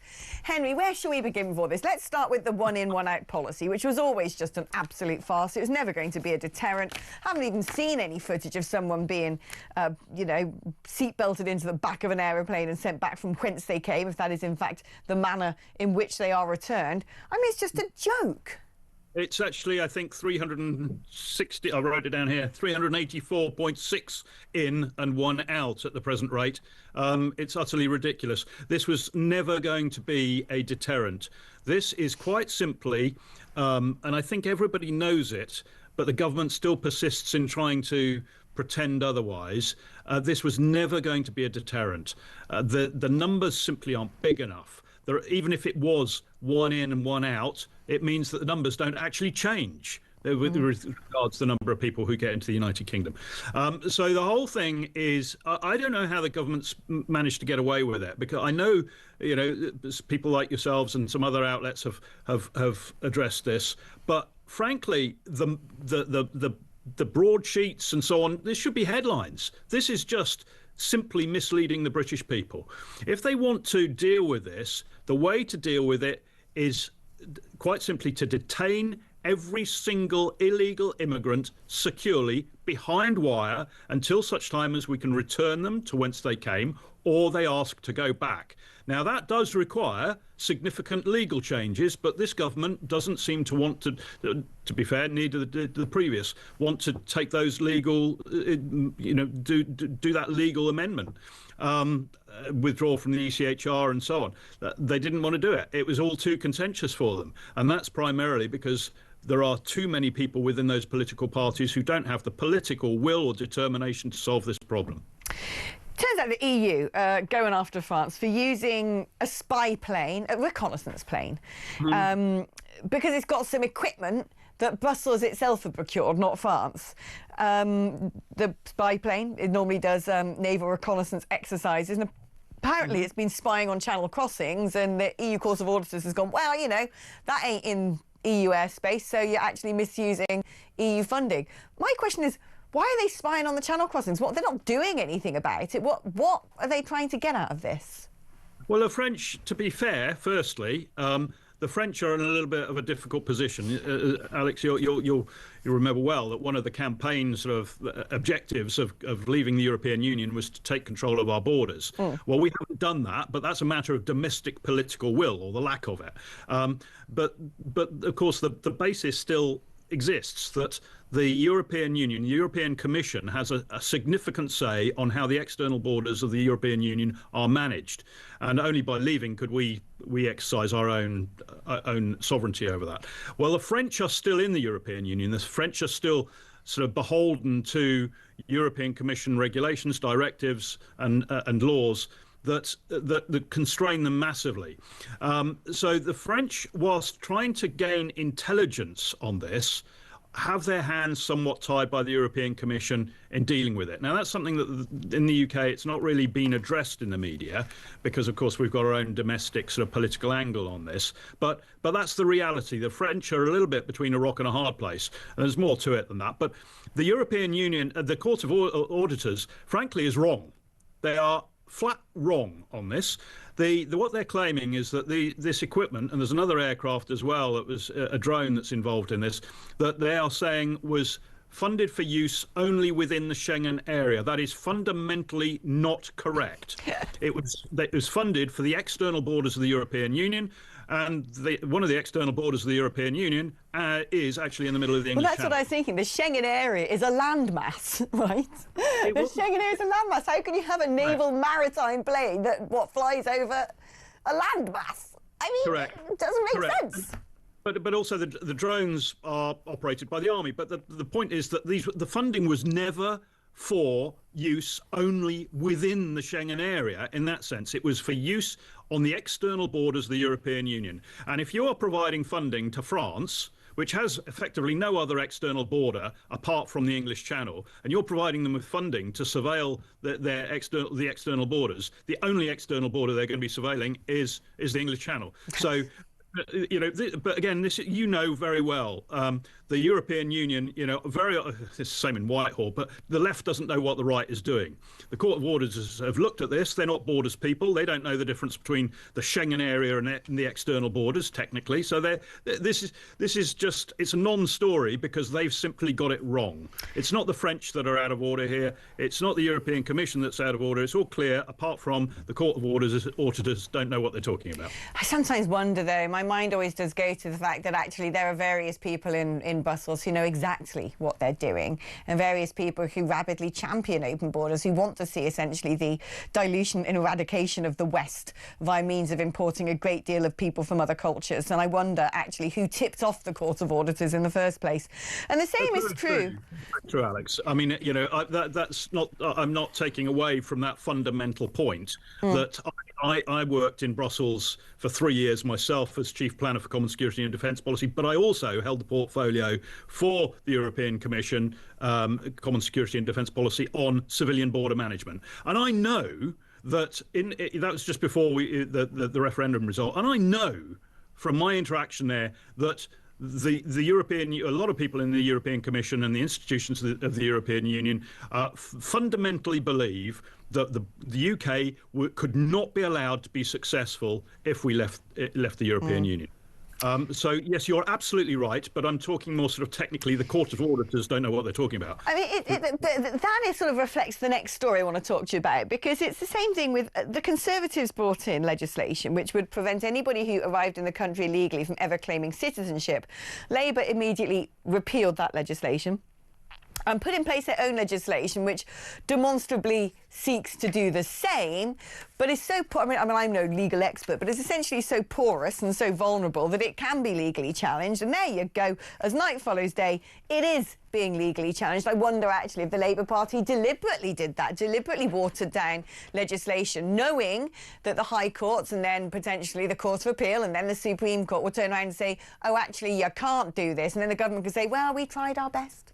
Oh, it's not our fault. It's all these other people. Oh, well, that's international law, beloved international law. I think actually when it comes to Herma and Starmer, they're brilliant schemers. I think they know exactly what they're doing in the same way as they're playing silly buggers around China at the moment. Oh, no, we can't give that evidence. That's not us. It's not our responsibility. It's the previous government, which actually stinks when it comes to the Chinese spy case. I think when it comes to changing the Conservative Party legislation, reframing it and reworking it and then finding, oh, look, it's now being challenged under the ECHR, could well have been the plan all along. What do you make of it?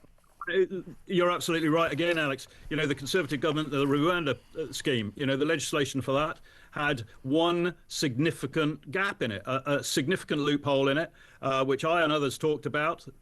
Rishi Sunak decided not to close that. So had it all gone through, then we'd have still had these legal appeals against Rwanda. That's why Rwanda could never have worked operationally, because that loophole was there. We've still got the same thing going on. Now, with countries that I've helped, you know, I learnt the first time that, you know, you had to do something fundamental in every country that I helped, and there were 57 I provided advice to, 14 who I helped them to design or to write their national border strategy. And in 13 of those 14 cases, we had to do a massive review of all existing, extant legislation and consolidate it into one act of parliament, repealing everything else. But in this country, you know, whether it's the NHS or whatever it is, we have, and taxation and planning regulations and all sorts of legislation, whether it's criminal or otherwise, we end up piling one piece of legislation on another and another, and we apply a legal patch to this or a legal patch to that, or a government decides that it's got to do a little bit of legislation to as a sop to public opinion. And so we end up with this totally chaotic mess that is British legislation. What we need to do with the borders is we need to consolidate all of the applicable legislation on our borders into one act of parliament and repeal everything else, because otherwise it's just an absolute nightmare to navigate through and identify all the loops, because it's not just loopholes, Alex, it's contradictions. And when you have two pieces of legislation that slightly contradict each other in their wording, maybe one was written in 1965 and one's written in 2025, and they slightly contradict each other, even if because the legal terminology or language has changed subtly, then you end up with an opportunity for a defence lawyer or an appeals lawyer to exploit that. And that's precisely what they do. So the government, again, is at fault here, successive governments. I always wonder whether it's done willfully or not. That is always the big question mark that hangs in my head. Henry Bolton, international border control expert, thank you ever so much. Right, coming up after the break, a story which is really revolting me, actually. It's about the BMA, the British Medical Association, which we know have become a pretty rabid union. What they are trying to do, letters sent by senior members of the union, has been advising GPs to sabotage a scheme where they say if a patient needs care, send them to pharmacists for same-day help. And what they're saying is, no, don't do that. Send them to A&E to overwhelm A&E, to punish people in revolt against NHS reforms. That's just sick. That's sick. Imagine trying to overwhelm A&E, critical care, accident, and do you know what the E stands for? Emergency.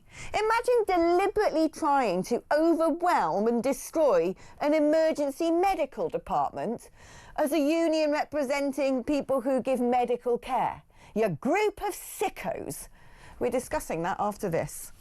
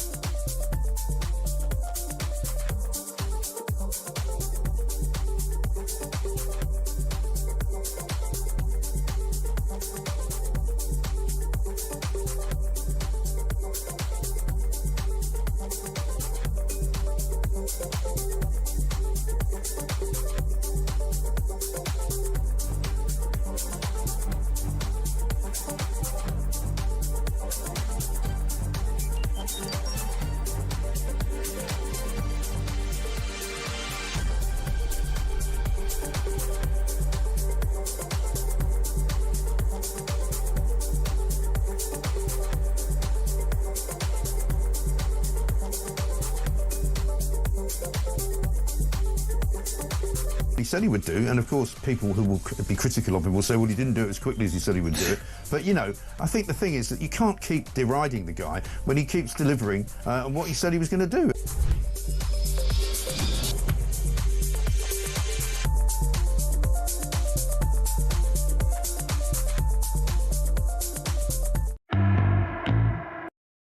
Across the UK, on DAB+, on your smart speaker, on your smart TV, and on your side.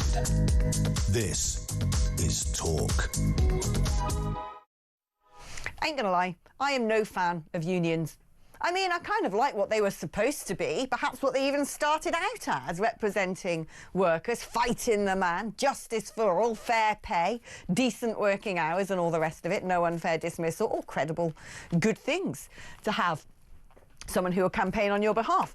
But unfortunately, a lot of unions today are just filled with absolute extreme left scumbags, and none more so than the dastardly BMA.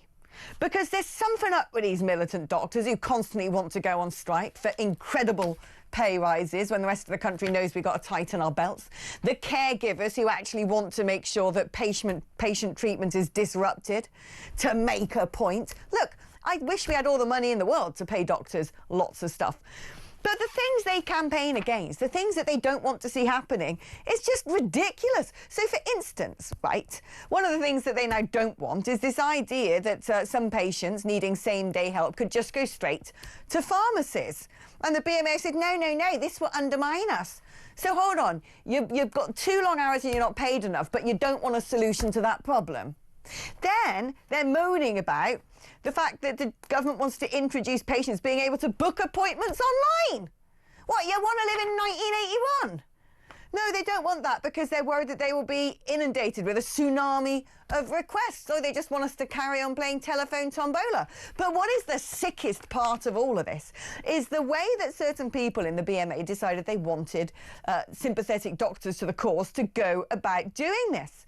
Members of the union wrote to GP practices urging them to ignore NHS guidelines, that patients needing same-day help could go to pharmacies instead, and instead inundate A&E, overwhelm A&E, in fact, because, and this is verbatim, the only part of the system NHS England did not want to see overwhelmed is exactly A&E. Why? Because people might die as a result.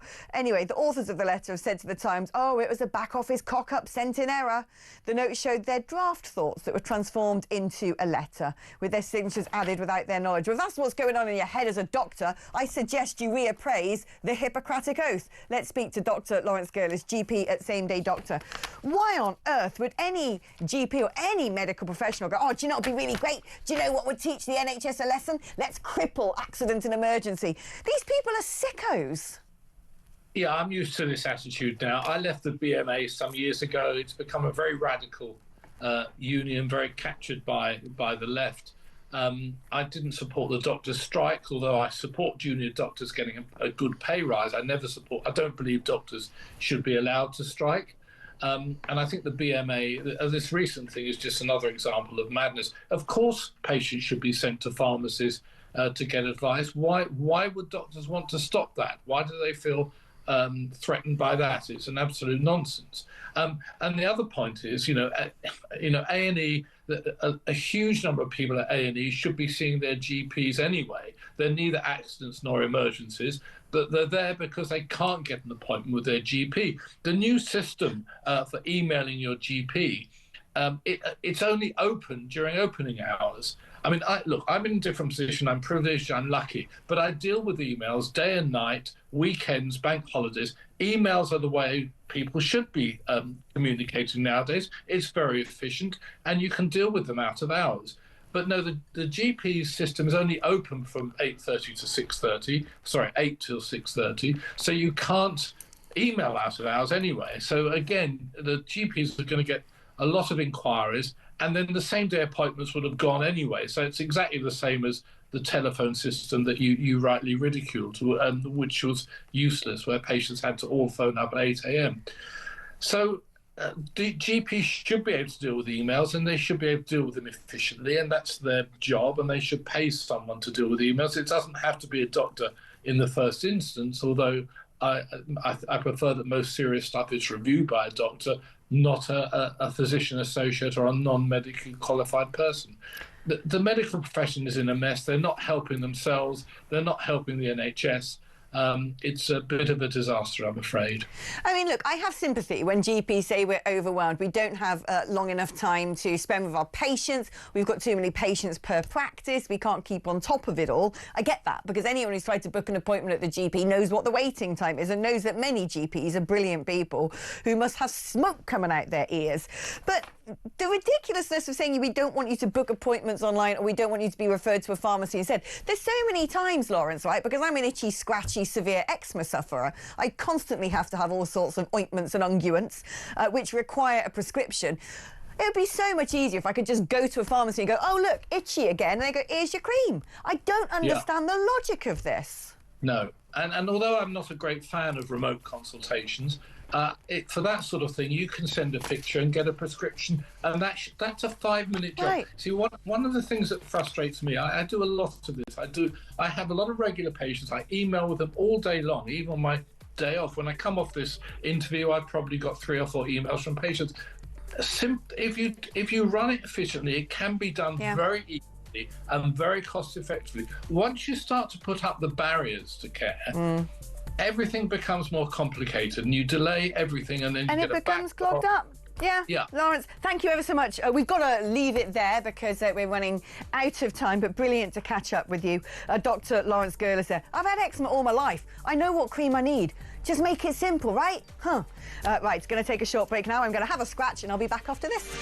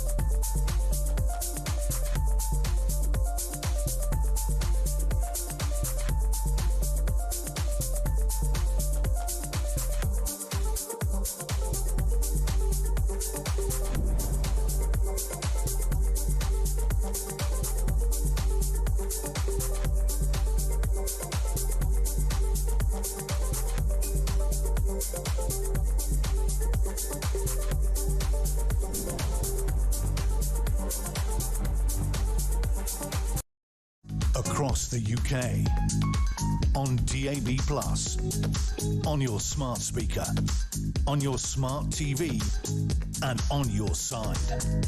This is Talk.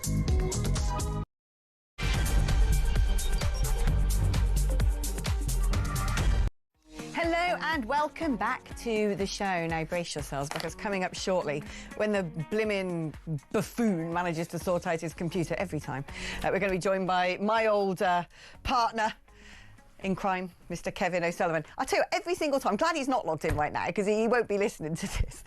Seriously, that man, it's like, dude, plug in your laptop, turn it on, be ready, look down the camera, off we go. And there's always some sort of chaos. He's not there yet, always crashing and banging around. He's shouting at his wife, he's swearing, he's just hit his head on a pillar, he's lost his glasses, he's only just out the shower.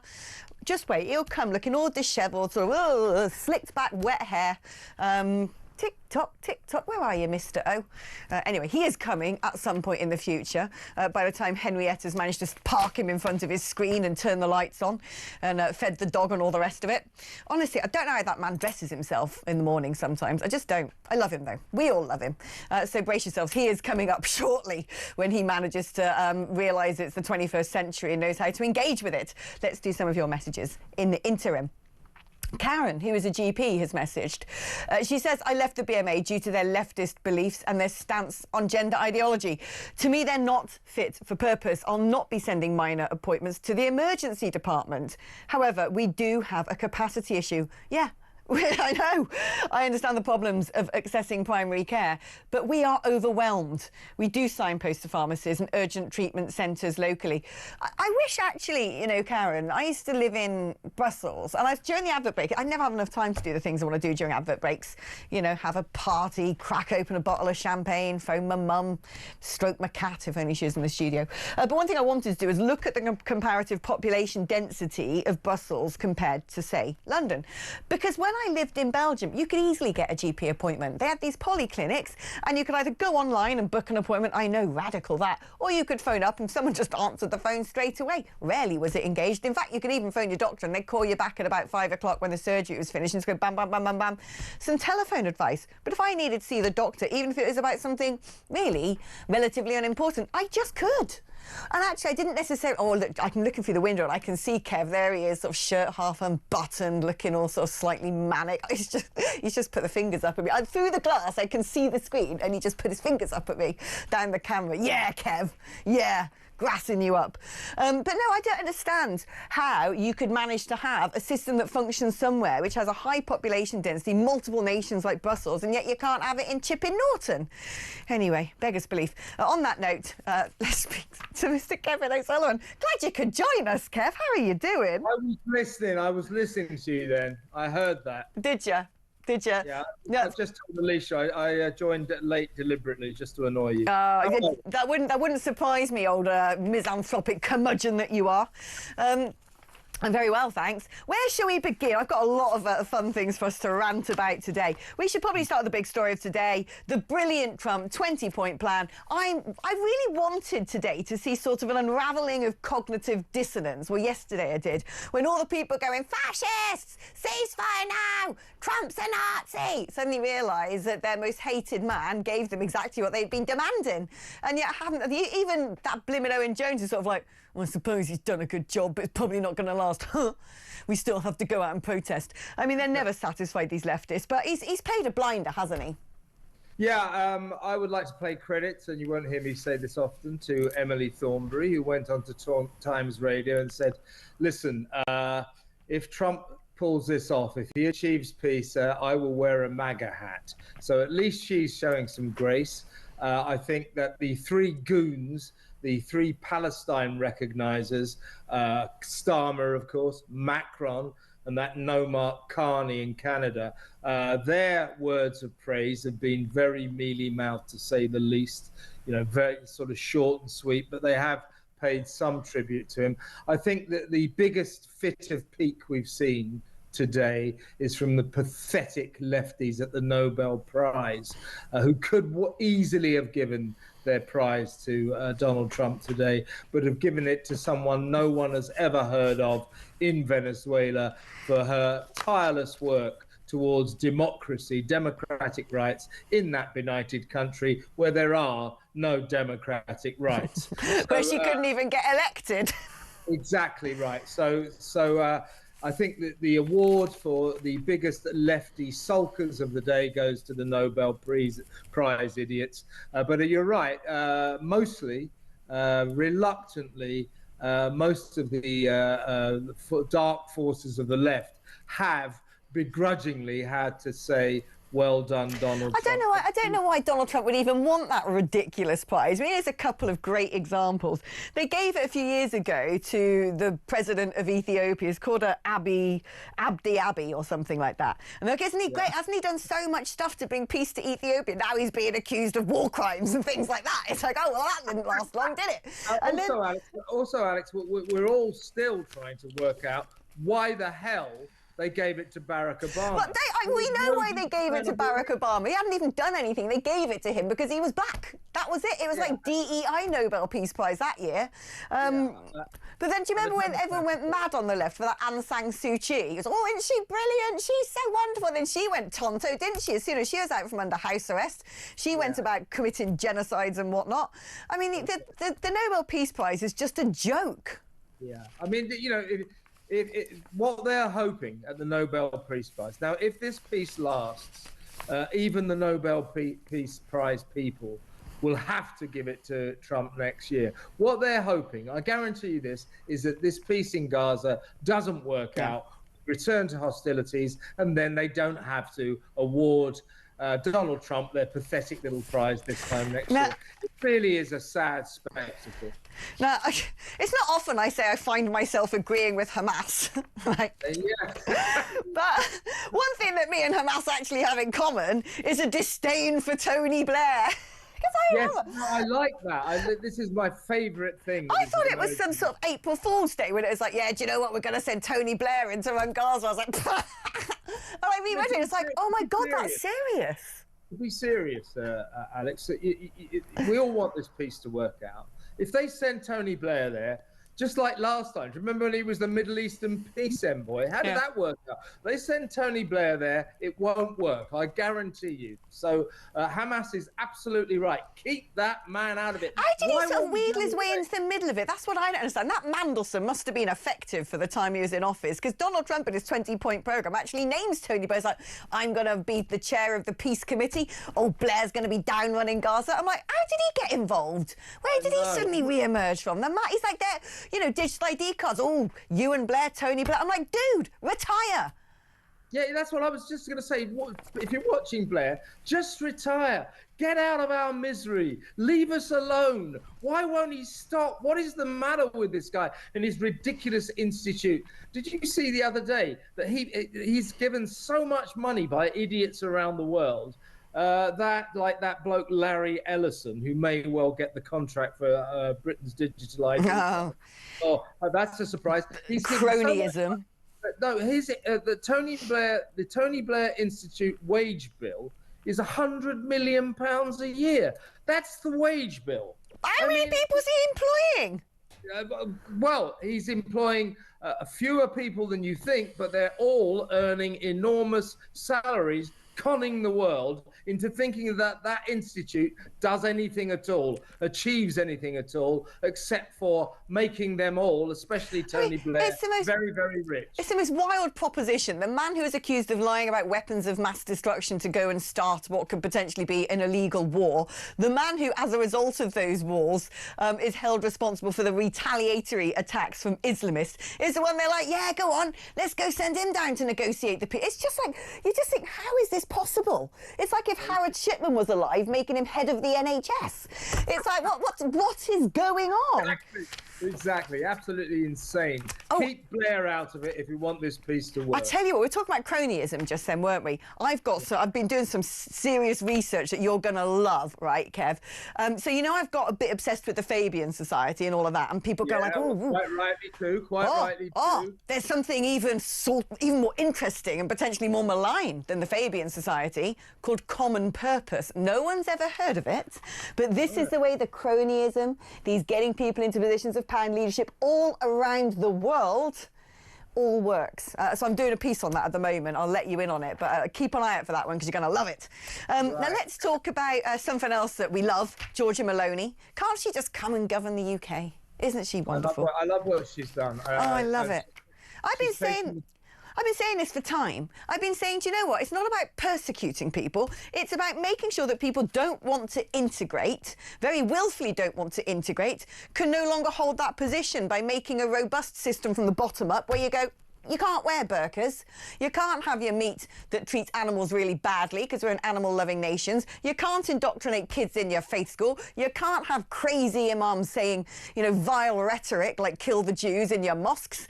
You can't do FGM and marry young women off, you know, underage. You can't do things like virginity testing. You can't have forced marriages. You can't have Sharia. You can't have burqas. If we just said you've got to get, well, you can't have all of that medieval, ridiculous horror story, regressive stuff that is just bad for the human race is not happening in this country. All the people who want that medieval, barbaric, regressive stuff will go, oh, we can't do that anymore here, so we'll go somewhere else. Problem solved. Yeah, well, I wish we would follow Giorgia Meloni. She's absolutely right. I mean, France and Switzerland, other European countries, lots of Muslim countries ban the burqa around the world. So this isn't sort of Western Islamophobia. Muslim countries ban the burqa. So she's going to ban the burqa. She's going to ban virginity tests. She's going to ban forced marriages. She's going to make mosques and Islamic educational institutions reveal exactly where all their money is coming from. What is wrong with all of that? Yeah. Why don't we do it? Why don't we do it? Oh, I know. It's because Keir Starmer doesn't want to upset the Muslims because he wants the Muslim vote. But it's the hypocrisy, right? It's the hypocrisy that I think we've got plenty of people with terrorist sympathies in this country. Not saying it's the majority of Muslims, definitely the minority, I would say. Otherwise, if it was the majority, we'd be living in a whole world of pain by now, and we are not. So it's very clear by empirical evidence that the majority of Muslims are peaceniks. But there's plenty who are really hateful, including, in fact, old Jihad al-Shami's mosque, the mosque that the Manchester synagogue attacker went to, which has been reported for anti-Semitism. Surprise, surprise. My view is we need to monitor all mosques, right, to make sure that there isn't terrorism or extremism. And I would say, well, if you're not doing those things, you've got nothing to worry about. It is exactly the same logic that someone like old Lego head Sir Keir Starmer would use in saying, well, you shouldn't be worried about having digital ID if you're not doing anything funny. If you're not doing anything funny, it's nothing for you to worry about. Well, it's the same position, isn't it? And yet he wouldn't dare do this. Yeah. Well, listen, I've been trying to get some common sense out of the Manchester police all week. If the Manchester police are not interviewing Jihad al-Shami's father, Faraj al-Shami, a surgeon who now lives in France, if they're not interviewing him, I want to know why. Because they should be investigating this guy. What kind of a household did Jihad, for God's sake, he was called Jihad. What kind of a household, what kind of a family did he grow up in? This guy, his father, who posted on October the 7th, 2 years ago, what a glorious feat Hamas had achieved, how wonderful this was, and whose Facebook page is full of condemnations of Israel, hatred for us. The point is, the al-Shamis, who arrived here, I think, in 2006 from Syria, are classic of so many families that we are allowing into this country to live amongst us who hate us, who hate everything we stand for. And this is our problem, and we have a government that is letting more and more and more of them in, both legally and illegally. Why are we letting Palestinians from Gaza into the country at the moment? Why are we doing that? I got something for you now, Kev. Good old Ted's come and put a piece of copy on my desk, and I can believe my eyes, actually, because I've already heard this before from various OSINT accounts I follow. So remember we had this whole scheme, let's let in all the Afghans. In 2022 it was 100,000, and there's been that data leak. Oh yeah, now there's that was before the secret thing. Now you've got the secret thing with the data leak, and there's 27,000 and every single member of their family numbering up to 100 each or something ridiculous. So I've heard this before on OSINT accounts, which is sort of like people who, you know, sort of put things online, they pick up informations and all the rest of it. So the Taliban are flogging death threat letters. So when these Afghans come to the UK, they can go, I need to claim asylum. Here's proof. The Taliban have sent me a letter going, we're going to kill you. So you can have, for 40 quid, you can have a standard document, right, which produces 3 fake letters from different regional offices on official headed paper. One letter says, the Mujahideen monitor all your activity on social media and will deliver justice when they see you. God will be pleased and you will be freed from this shameful life. So for 40 quid, you can get a standard, we're watching you. If you give them 100 quid, however, you get the full-blown 100% approval rate. Oh, no, it's 200 quid. You get the 100% of approval rate. After several acts of Islamic kindness by the Mujahideen, your work continued before threatening to kill them. Be aware that your family is under arrest and surveillance by the Islamic Emirates, and we have proof of your cooperation with England. I mean, I had heard that the Taliban make their cash money now, not from selling opium, but from people trafficking, because it makes them a lot more dough. They're making fake documents. But this, the fact that they're like, dear Bilawal, we're going to kill you. Lots of love, the Taliban. And then they come over on a boat and go, oh, look, I'm gonna die. And it's like, oh no, he's gonna die. Well, maybe he's actually a member of Al Qaeda. I mean, this is scary. This is, we laugh, but this is scary. Imagine it, though. You know, nobody would fall for this except for those half-wits, those gullible idiots at the Home Office, or look at this and go, oh, we've got a death threat against him. We'll have to let him in. Now, the point is, though, you know, people from Afghanistan pretty much all get, nearly all get a free pass anyway. A lot of these migrants that come across the channel, do you know what they do? They pretend they're Sudanese.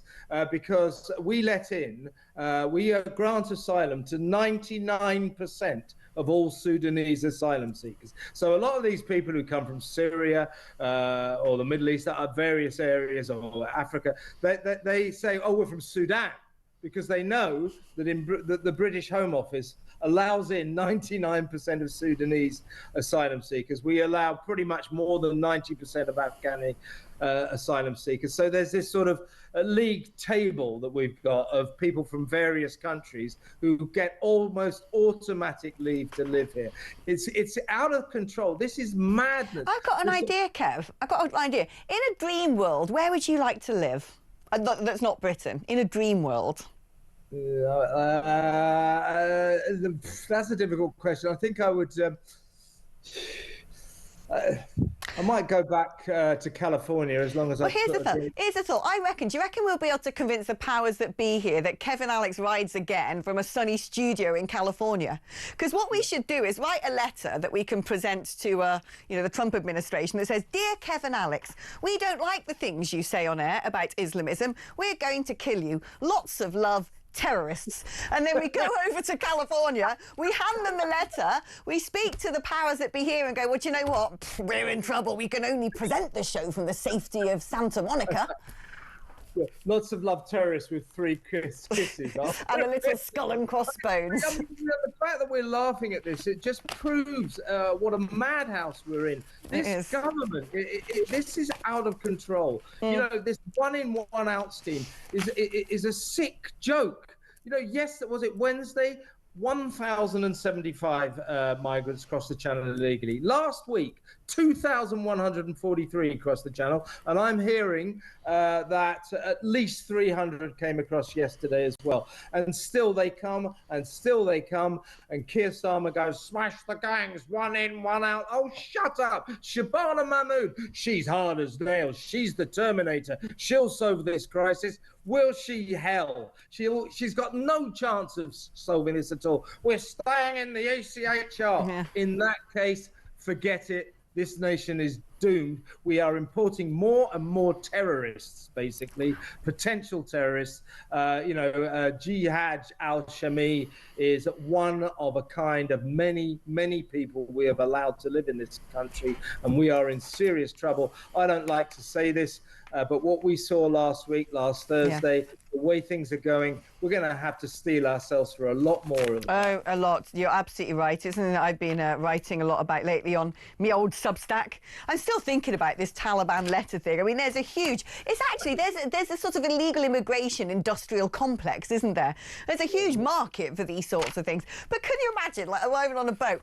Oh, sorry, I lost my passport a few countries ago. Oh, but ever since I escaped Syria, I printed off, when I was fleeing for my life, I printed off this document and have kept it in a plastic plastic wallet nice and safe so it doesn't get wet on the dinghy. It's just, I mean, for crying out loud. I lost everything else, but I've still got this death threat from the Taliban. Exactly. Home Office. Oh, well, in that case, you can live here. Do you reckon the Taliban actually send out little letters saying we're going to kill you, or do you think they probably just go around and do it? You'd think. It's not a very efficient system. Dear person, we're coming to kill you. And by the way, the Taliban are obviously making good money from this, but they still make most of their money by selling the world most of its heroin. So let's not forget that. Oh, they're a well-heeled organisation and they mean us a lot of harm. Kev, I love the fact that through all the madness and through all the fact that we do live in a country that's falling apart at the seams with much worse to come, somehow we managed to laugh. Oh, love you to bits. Cheers, Kev. See you next week. Right, we're going to take a short break now. When I come back, it's time to have a chat with you. We haven't really done that much yet. We spoke to lovely Laura Jane earlier. If you want to make like Laura Jane and pick up the blower and have a convo, the number is 03444991000. It's your normal network rates. You can also use that number, of course, to send me a WhatsApp message. If you've got a text, you can do that on 87222. Write the word talk before you text. I'm going to do more of your messages and hopefully speak to some of you after this.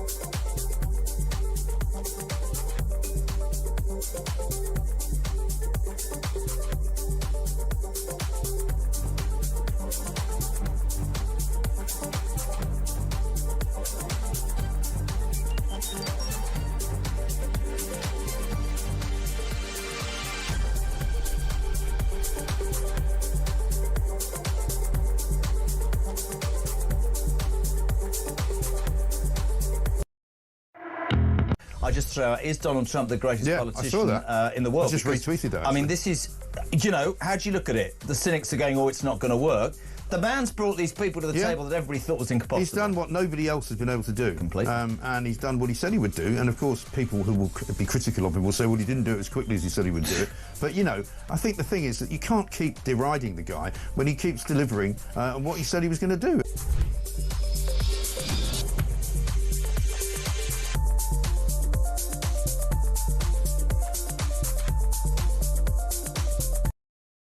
Across the UK, on DAB+, on your smart speaker, on your smart TV, and on your side.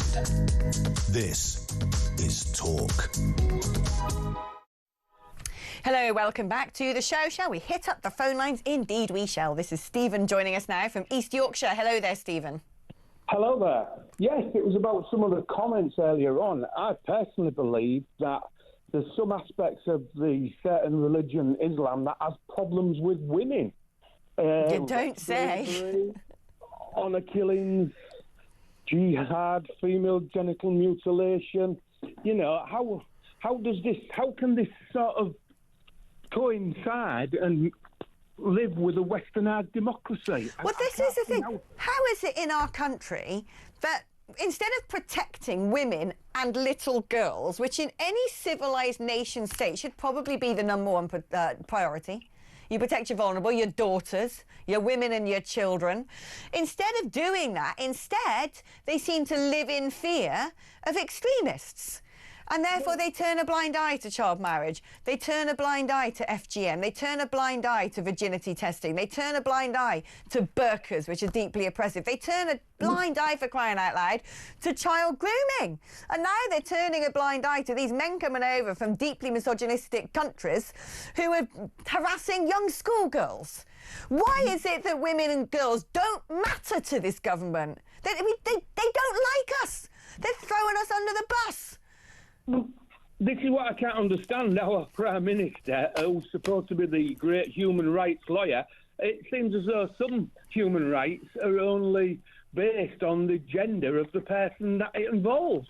Yeah. And then wanting to have a supremacy over that because of their gender, which to me is completely illogical. I think there's definitely big issues here and they're just not addressing it. And the problems are going to continue to get worse and exacerbate while we carry on down this path that we're on at the moment. I'll tell you what, Stephen, right? I used to live in London. I don't anymore because it just became unbearable. I couldn't anymore. I decided that you know, I was weighing up how much my rent was and could never get on the housing ladder here. You have to win the lottery or something. And then I was weighing up the harassment. Then I was weighing up public safety. And I was like, I'm throwing in the towel. I can't do this. I'm based in London for my job. This is my country. I pay the highest rate of tax and I can't live in my own capital city. Can't live in my own capital city because I can't afford it. I can't live in my own capital city because my safety and my integrity can no longer be guaranteed. That's really messed up. It is messed up, and what I personally feel now that they're moving this out of the big cities into more and more areas as they're dispersing people among the community. I know. Yeah, they are, all of this. Do you know what? It's the big topic of conversation, basically, down any pub at the moment. Is there one in my neighbourhood? Is there an asylum hotel? Are there HMOs? What do you know? What have you heard? Have they come here? Is it here? Where are they? The whole population is living in fear that it's going to turn up on their street. If it turned up next to me as a single woman living by herself, I'd be blimmin' terrified to open my front door one day to see some, like, you know, crazy-eyed men off boats living next to me. I'd be like, whoa, I don't feel safe here anymore. It's happening not just to big cities, it's small towns as well. I know. So that was the points I was trying to make, and thank you for agreeing. Estate agent once said to me, the M word is the biggest determinant of house prices, and by the M word I mean mosque. I mean, I'm being honest here, right? I'm not trying to be, I'm not trying to aggravate things. I just have said throughout this programme, if the Muslim population at large were dreadful extremists, we'd be living in a world of pain. It is very clear, evidentially, that the vast majority of people in the Muslim community are perfectly happy just cracking on with life like the rest of us. But the big determinant these days is people will sort of go online, do a Google and look for whether there is a mosque in the town or something like an asylum hotel, and then decide if they want to move there. I mean, it's an extraordinary fact. It is just a fact. That is all it is. Stephen, thank you ever so much for your call. Always lovely catching up with you guys. Now, after the break, I'm going to be catching up with someone else who is very dear to me, Dr. Alan Mendoza, Executive Director of the Henry Jackson Society. He was once my boss, did you know? Little known fact. I had a brief period where I worked for HJS. There you go. That was back in a previous life of this long-lived cat. But he's going to be joining us to talk about the 20-point peace programme, and I'm also going to ask him about this story about the Taliban selling fake death threats to people in Afghanistan to claim asylum in the UK, and what the terror threat is in the UK right now. That's coming up after this.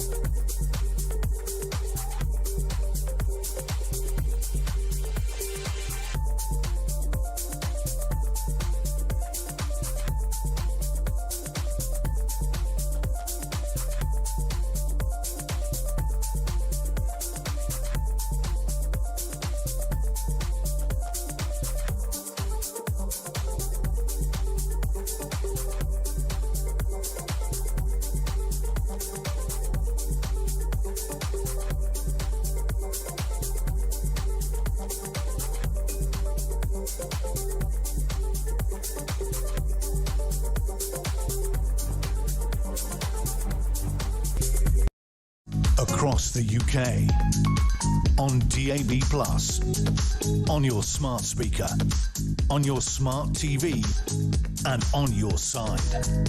This is Talk. Hello, welcome back to the show and welcome on board HMS Sensible, Dr. Alan Mendoza. Great to have you back on the programme, Alan.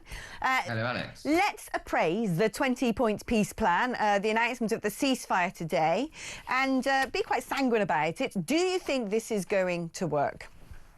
Well, let's look at it from the following point of view. Nobody thought we could get to this stage very quickly, and so Donald Trump has exerted the awesome power and influence of the USA and his own unorthodox diplomacy to get us to this point, which, again, nobody thought was possible.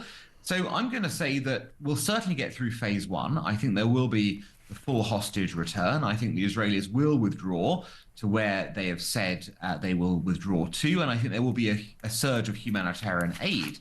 The bit that we're, of course, uncertain about is whether that ceasefire ends up turning into a real and lasting peace. And that will rely, obviously, on Hamas leaving and decommissioning their weapons, and then somebody else taking over and running Gaza. So we've got that bit to sort of consider. And that's, I think, the part that everyone is still waiting to understand how it'll work. Do you know how America managed to sort of cajole and coordinate the sort of so-called Hamas refuge states, Turkey, Qatar and Egypt, into playing their part in speaking to Hamas and saying, right, you've got to step down now? Yeah, I think it was really just, banging the fist on the table on the one hand, saying enough is enough, we're fed up of this now, it's gone on too long. And secondly, suggesting there are ways past this conflict to enrich those countries. So in the Egyptian case, obviously, American military aid is key to the regime staying in power. I'm sure more has been promised there. In Qatar, there's been, of course, the constant issue of what happens with the Qatari regime in terms of its acceptability in the West. And so although everyone talks of Qatar as an ally, we all know it's only an ally because of its money, basically. And so the challenge there is to say to them, right, we can bring you in properly if you're willing to drop all this extremism support, and we can integrate you into what's going to happen in the region. And for Turkey, it's a case of, again, some money coming their way, but also a sense that you will have a seat now at the table of the future of the Middle East. And I think it's really about saying, forget about the past, forget about the present, let's look to build a future where all of you benefit and we benefit too. And Trump was the guy who could carry that across the line. If you don't mind me asking, Alan, this is a story that sort of dropped on my desk recently that I want to talk to you about, and actually connects with, well, a couple of stories, actually. One is the fact that the mosque that good old Jihad al-Shami, however you say his name, went to in Manchester had already been reported for anti-Semitism. The other is a story about the Taliban, who had been flogging fake death threats to would-be asylum seekers. For 40 quid, you get a basic, we're watching your social media behave. For 200 quid, you're going to be killed. And then these people come over to Britain and say, oh, look, the regime is after me. What I want to ask you about is back in the day when I was in Mendoza Towers, there was a huge amount of conversation at that point about the domestic terror threat. It very much preoccupied the minds of Brits on a regular basis. We had the sort of warning light system, red, amber, green, something like that, or threat levels. And it seems to me now that there's almost become a lackadaisical approach to the terror threats in this country. You've got in Italy, Giorgia Meloni saying we need to understand the provenance of funding for mosques. They need to be monitored, as do religious institutions. And yet in Britain, it's almost like there's a shrug of the shoulders and like, oh, well, never mind. And all the while, you've got the Afghan scheme. We've already had 100,000 in 2022, 27,000 coming now, plus family members. And you find out this is going on and you think, surely, of that number, at least, even if just, 1% of that number happen to be would-be jihadists, that's already a lot of jihadists we're allowing into this country. How perilous is the situation today? Well, so you raise a lot of interesting points that can all be tied together, actually. It's interesting that you've brought them up in that way. So the first point to note is, why have we become sort of blasé about the terror threat? Because thankfully, until last Thursday, we hadn't had any instance of terrorism for many years. Why? The security services had got lucky on every single occasion. I mean, luck, matched by skill, matched by intelligence, sort of backed by the sort of ability to shut down the threats, but it's not that there have been no threats going on. I mean, MI5 told us last year, they told us there are extreme numbers of threats happening. We've seen even states getting involved in some of these threats, and we see that that 75% of those on that watch list that MI5 are watching are from a radical Muslim background. So it's quite clear that there are significant threats and dangers on a daily basis in the UK that we aren't cognizant of because the security service have done such a good job and have also been blessed with immense luck. That doesn't mean, of course, at any given moment we won't have an attack. The likelihood is, given the numbers of people out there, that this is around the corner. And unfortunately, what tends to wake people up is a successful attack in that way. And then you've added in, of course, the idea of, we don't know who's coming into this country. Right. And we don't. We just don't know. And so that you could very well have a number of jihadist sympathizers emerging through the method that you've just highlighted, and we would have not a clue who they were. Right. And what worries me is now they're being dispersed into HMOs. It's one thing if you're in a hotel sitting there trying to make a sort of a bomb vest or something. You might at least have a degree of eyes on, all of a sudden the package arrives from Amazon full of, screws or something and the online order of fertilizer. When you start putting people in these HMOs dotted around different communities, I can't see how these people can be effectively monitored as to what they get up to. It just seems to me so dangerous.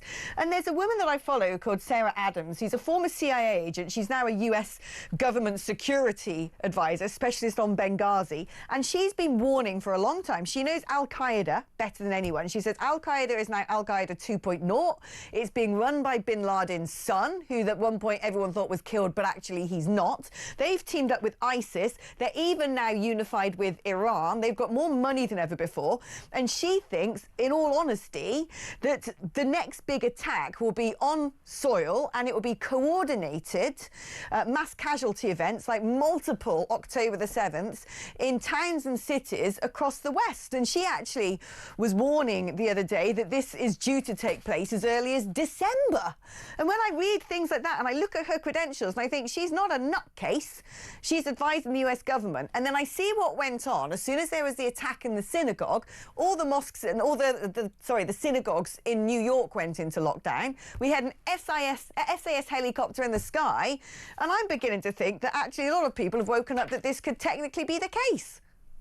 Well, look, I don't know anything about I've not seen what she said, so I can't comment on that. But of course, there are fears, and we've seen in the past with attacks in the West, with the Bataclan, sort of attacks in France, which were rolling, of course. And indeed, the Mumbai attacks, which were rolling, not in the West, but nonetheless, that happened. And you all have perhaps picked up, Alex, that there was a case of 2 people currently on trials. We can't really speak much about it, but I can go on what's reported.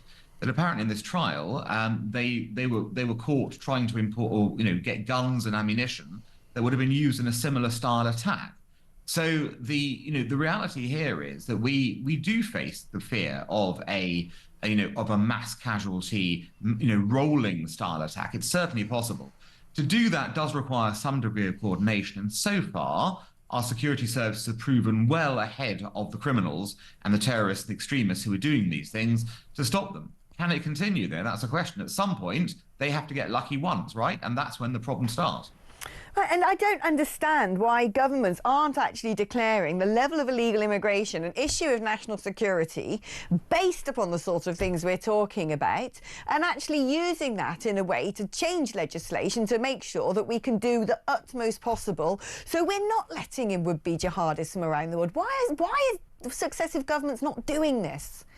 Well, so the sad fact, of course, is that much of the terrorism that occurs here, not all, but much, is by homegrown terrorists, people who are British citizens or who've come here legally. So we have to remember that is part of the problem. But on the illegal migration front, I quite agree with you. Why is it that we don't know who's coming and we don't know their records? We've had examples of Hamas operatives coming in here in the last year, and nobody knew until they were exposed because of their social media as to who they were.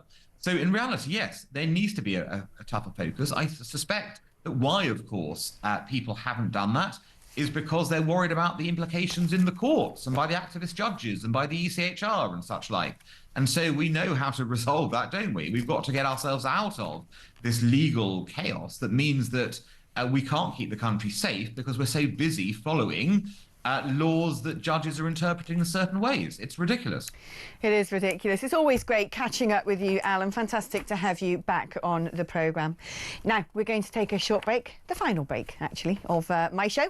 When we come back, I don't know if you watched Question Time, or at least saw the clips circulating online of the new leader of the Green Party and Reform's Zia Youssef going hammer and tong on Question Time. Quite a spectacle it was too, but we're going to be looking at the Green Party, what they represent, what the new leader is all about, because I don't think he really gets enough scrutiny for some of the mad stuff he comes out with and some of the mad things he seems to have done in his past. So strap yourselves in. That's what's coming up after this.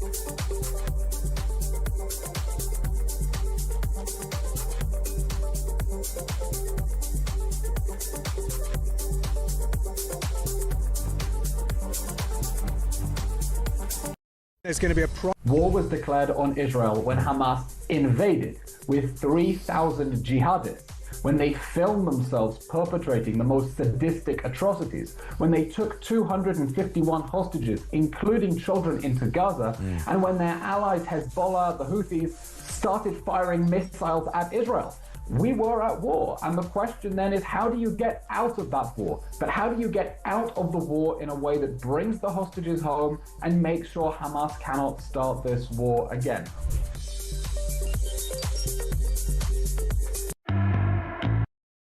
Across the UK, on DAB+, on your smart speaker, on your smart TV, and on your side.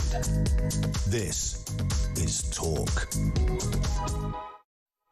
Hello there, welcome back to the show. As promised before the break, we're going to be discussing the new leader of the Green Party, Zach Polanski, who my lovely producer Ted assures me is proving to be quite a popular figure. Not with me, ain't. Also, clearly not of his dentist, but there you go, that's another matter.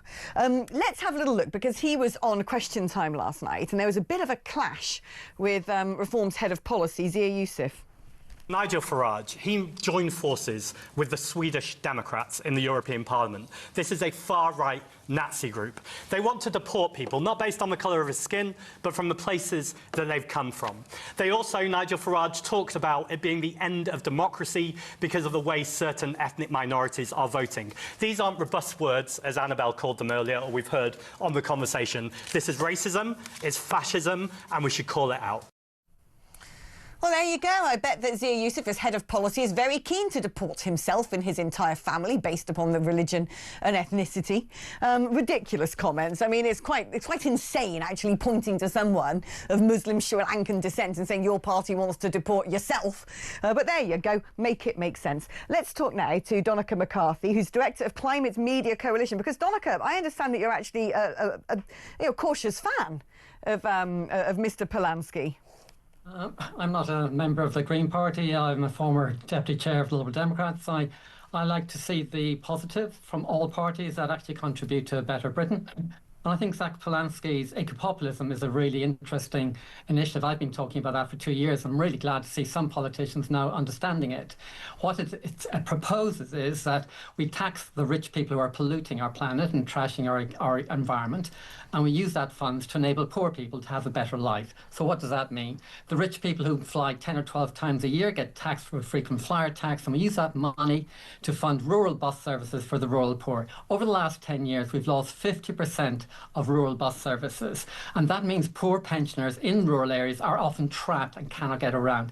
Those are the type of eco-populist policies of making things cheaper, such as energy cheaper through using green energy and insulation for people living at home, rather than the reform tax on electricity, which is utterly mad, to make energy more expensive for people by putting a tax on green electricity. So I think eco-populism is an important issue. And secondly, the second thing that he's bringing to the table, I think why your producer said he's so popular, if you look at his recent party political broadcast, which has got 10.5 million views. Well, it's mainly because he just goes about saying SHT all the time, like every other sentence. He's just using a curse word.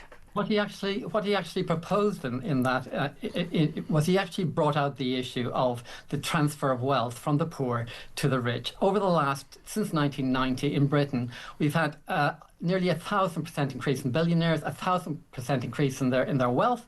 And the 50 richest families in Britain now own the same wealth as the poorest 50%. The problem is though, Donica, if we're going to talk about this, the big problem is there's the idea of the Laffer curve, right, which was designed by a brilliant economist in America, Art Laffer, where he says, well, if you start putting taxes up so much, what happens is the people who pay the most into the exchequer, the people who are taxed the most, the richest, will just go.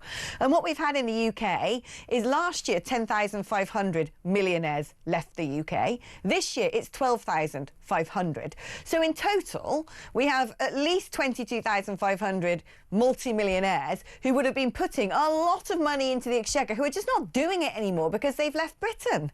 And that has a devastating impact on the economy. Well, having a system where you allow people to take all of the wealth that they've taken by avoiding taxes out of the country means, of course, that they can do that. And so actually what we should do is actually put an end to that. One of the fascinating things, when I was deputy chair of the Liberal Democrats, and I looked at how all our political parties are funded and looked at how all our media are owned, what was the common denominator between the donors and the media owners? Was they're all based in tax havens. Britain uses a huge amount of money through the tax haven system. We need to grab that money back for the British public that's been stolen from to invest in public service and to tackle the climate and ecological crisis. Make energy cheaper for people at home, make transport cheaper for people who are getting around, and actually make sure that we have systems that work in place for housing for poor people. No, I must admit, Donica, clearly socialism isn't necessarily up my street. Eco stuff, it depends what eco stuff. But by and large, it's not massively up my street either. But I reserve the right politically for anybody who has that sort of different view of politics and pragmatically how we get to a better future, to think that might be the best system. But what do you make of, as somebody who is, part of the director of the Climate Media Coalition, clearly very concerned with these issues, that parties like the Green Party are desperately muddying the water when it comes to all the social justice warrior stuff? The fact that the deputy leader of the Green Party now, who's put some pretty concerning things on his social media that frankly sound, well, rather Islamist. And then you've also got the whole debate over whether men can come into women's spaces. I mean, surely the Green Party would be better if it just was the Green Party rather than the Green Party plus trans, plus, Muslim rights and all the rest of it. Well, obviously, as you point out, I'm director of the Climate Media Coalition, and we seek to work people in all political parties because we think the threat to our economy and the threat to food supply and threat to Britain's borders affect all of us, no matter what our politics are. And I think the issues you've just mentioned, one of the issues you mentioned, which is the trans issue, affects 0.01% of the population. We actually need to talk about the issues that affect Britain as a whole, all of us. There are no human rights on a dead planet. The defence chiefs. Starmer was reported yesterday as having suppressed a report from the Defence Intelligence Chiefs that one of the greatest security risks to Britain is our food supply due to extreme weather and climate impact.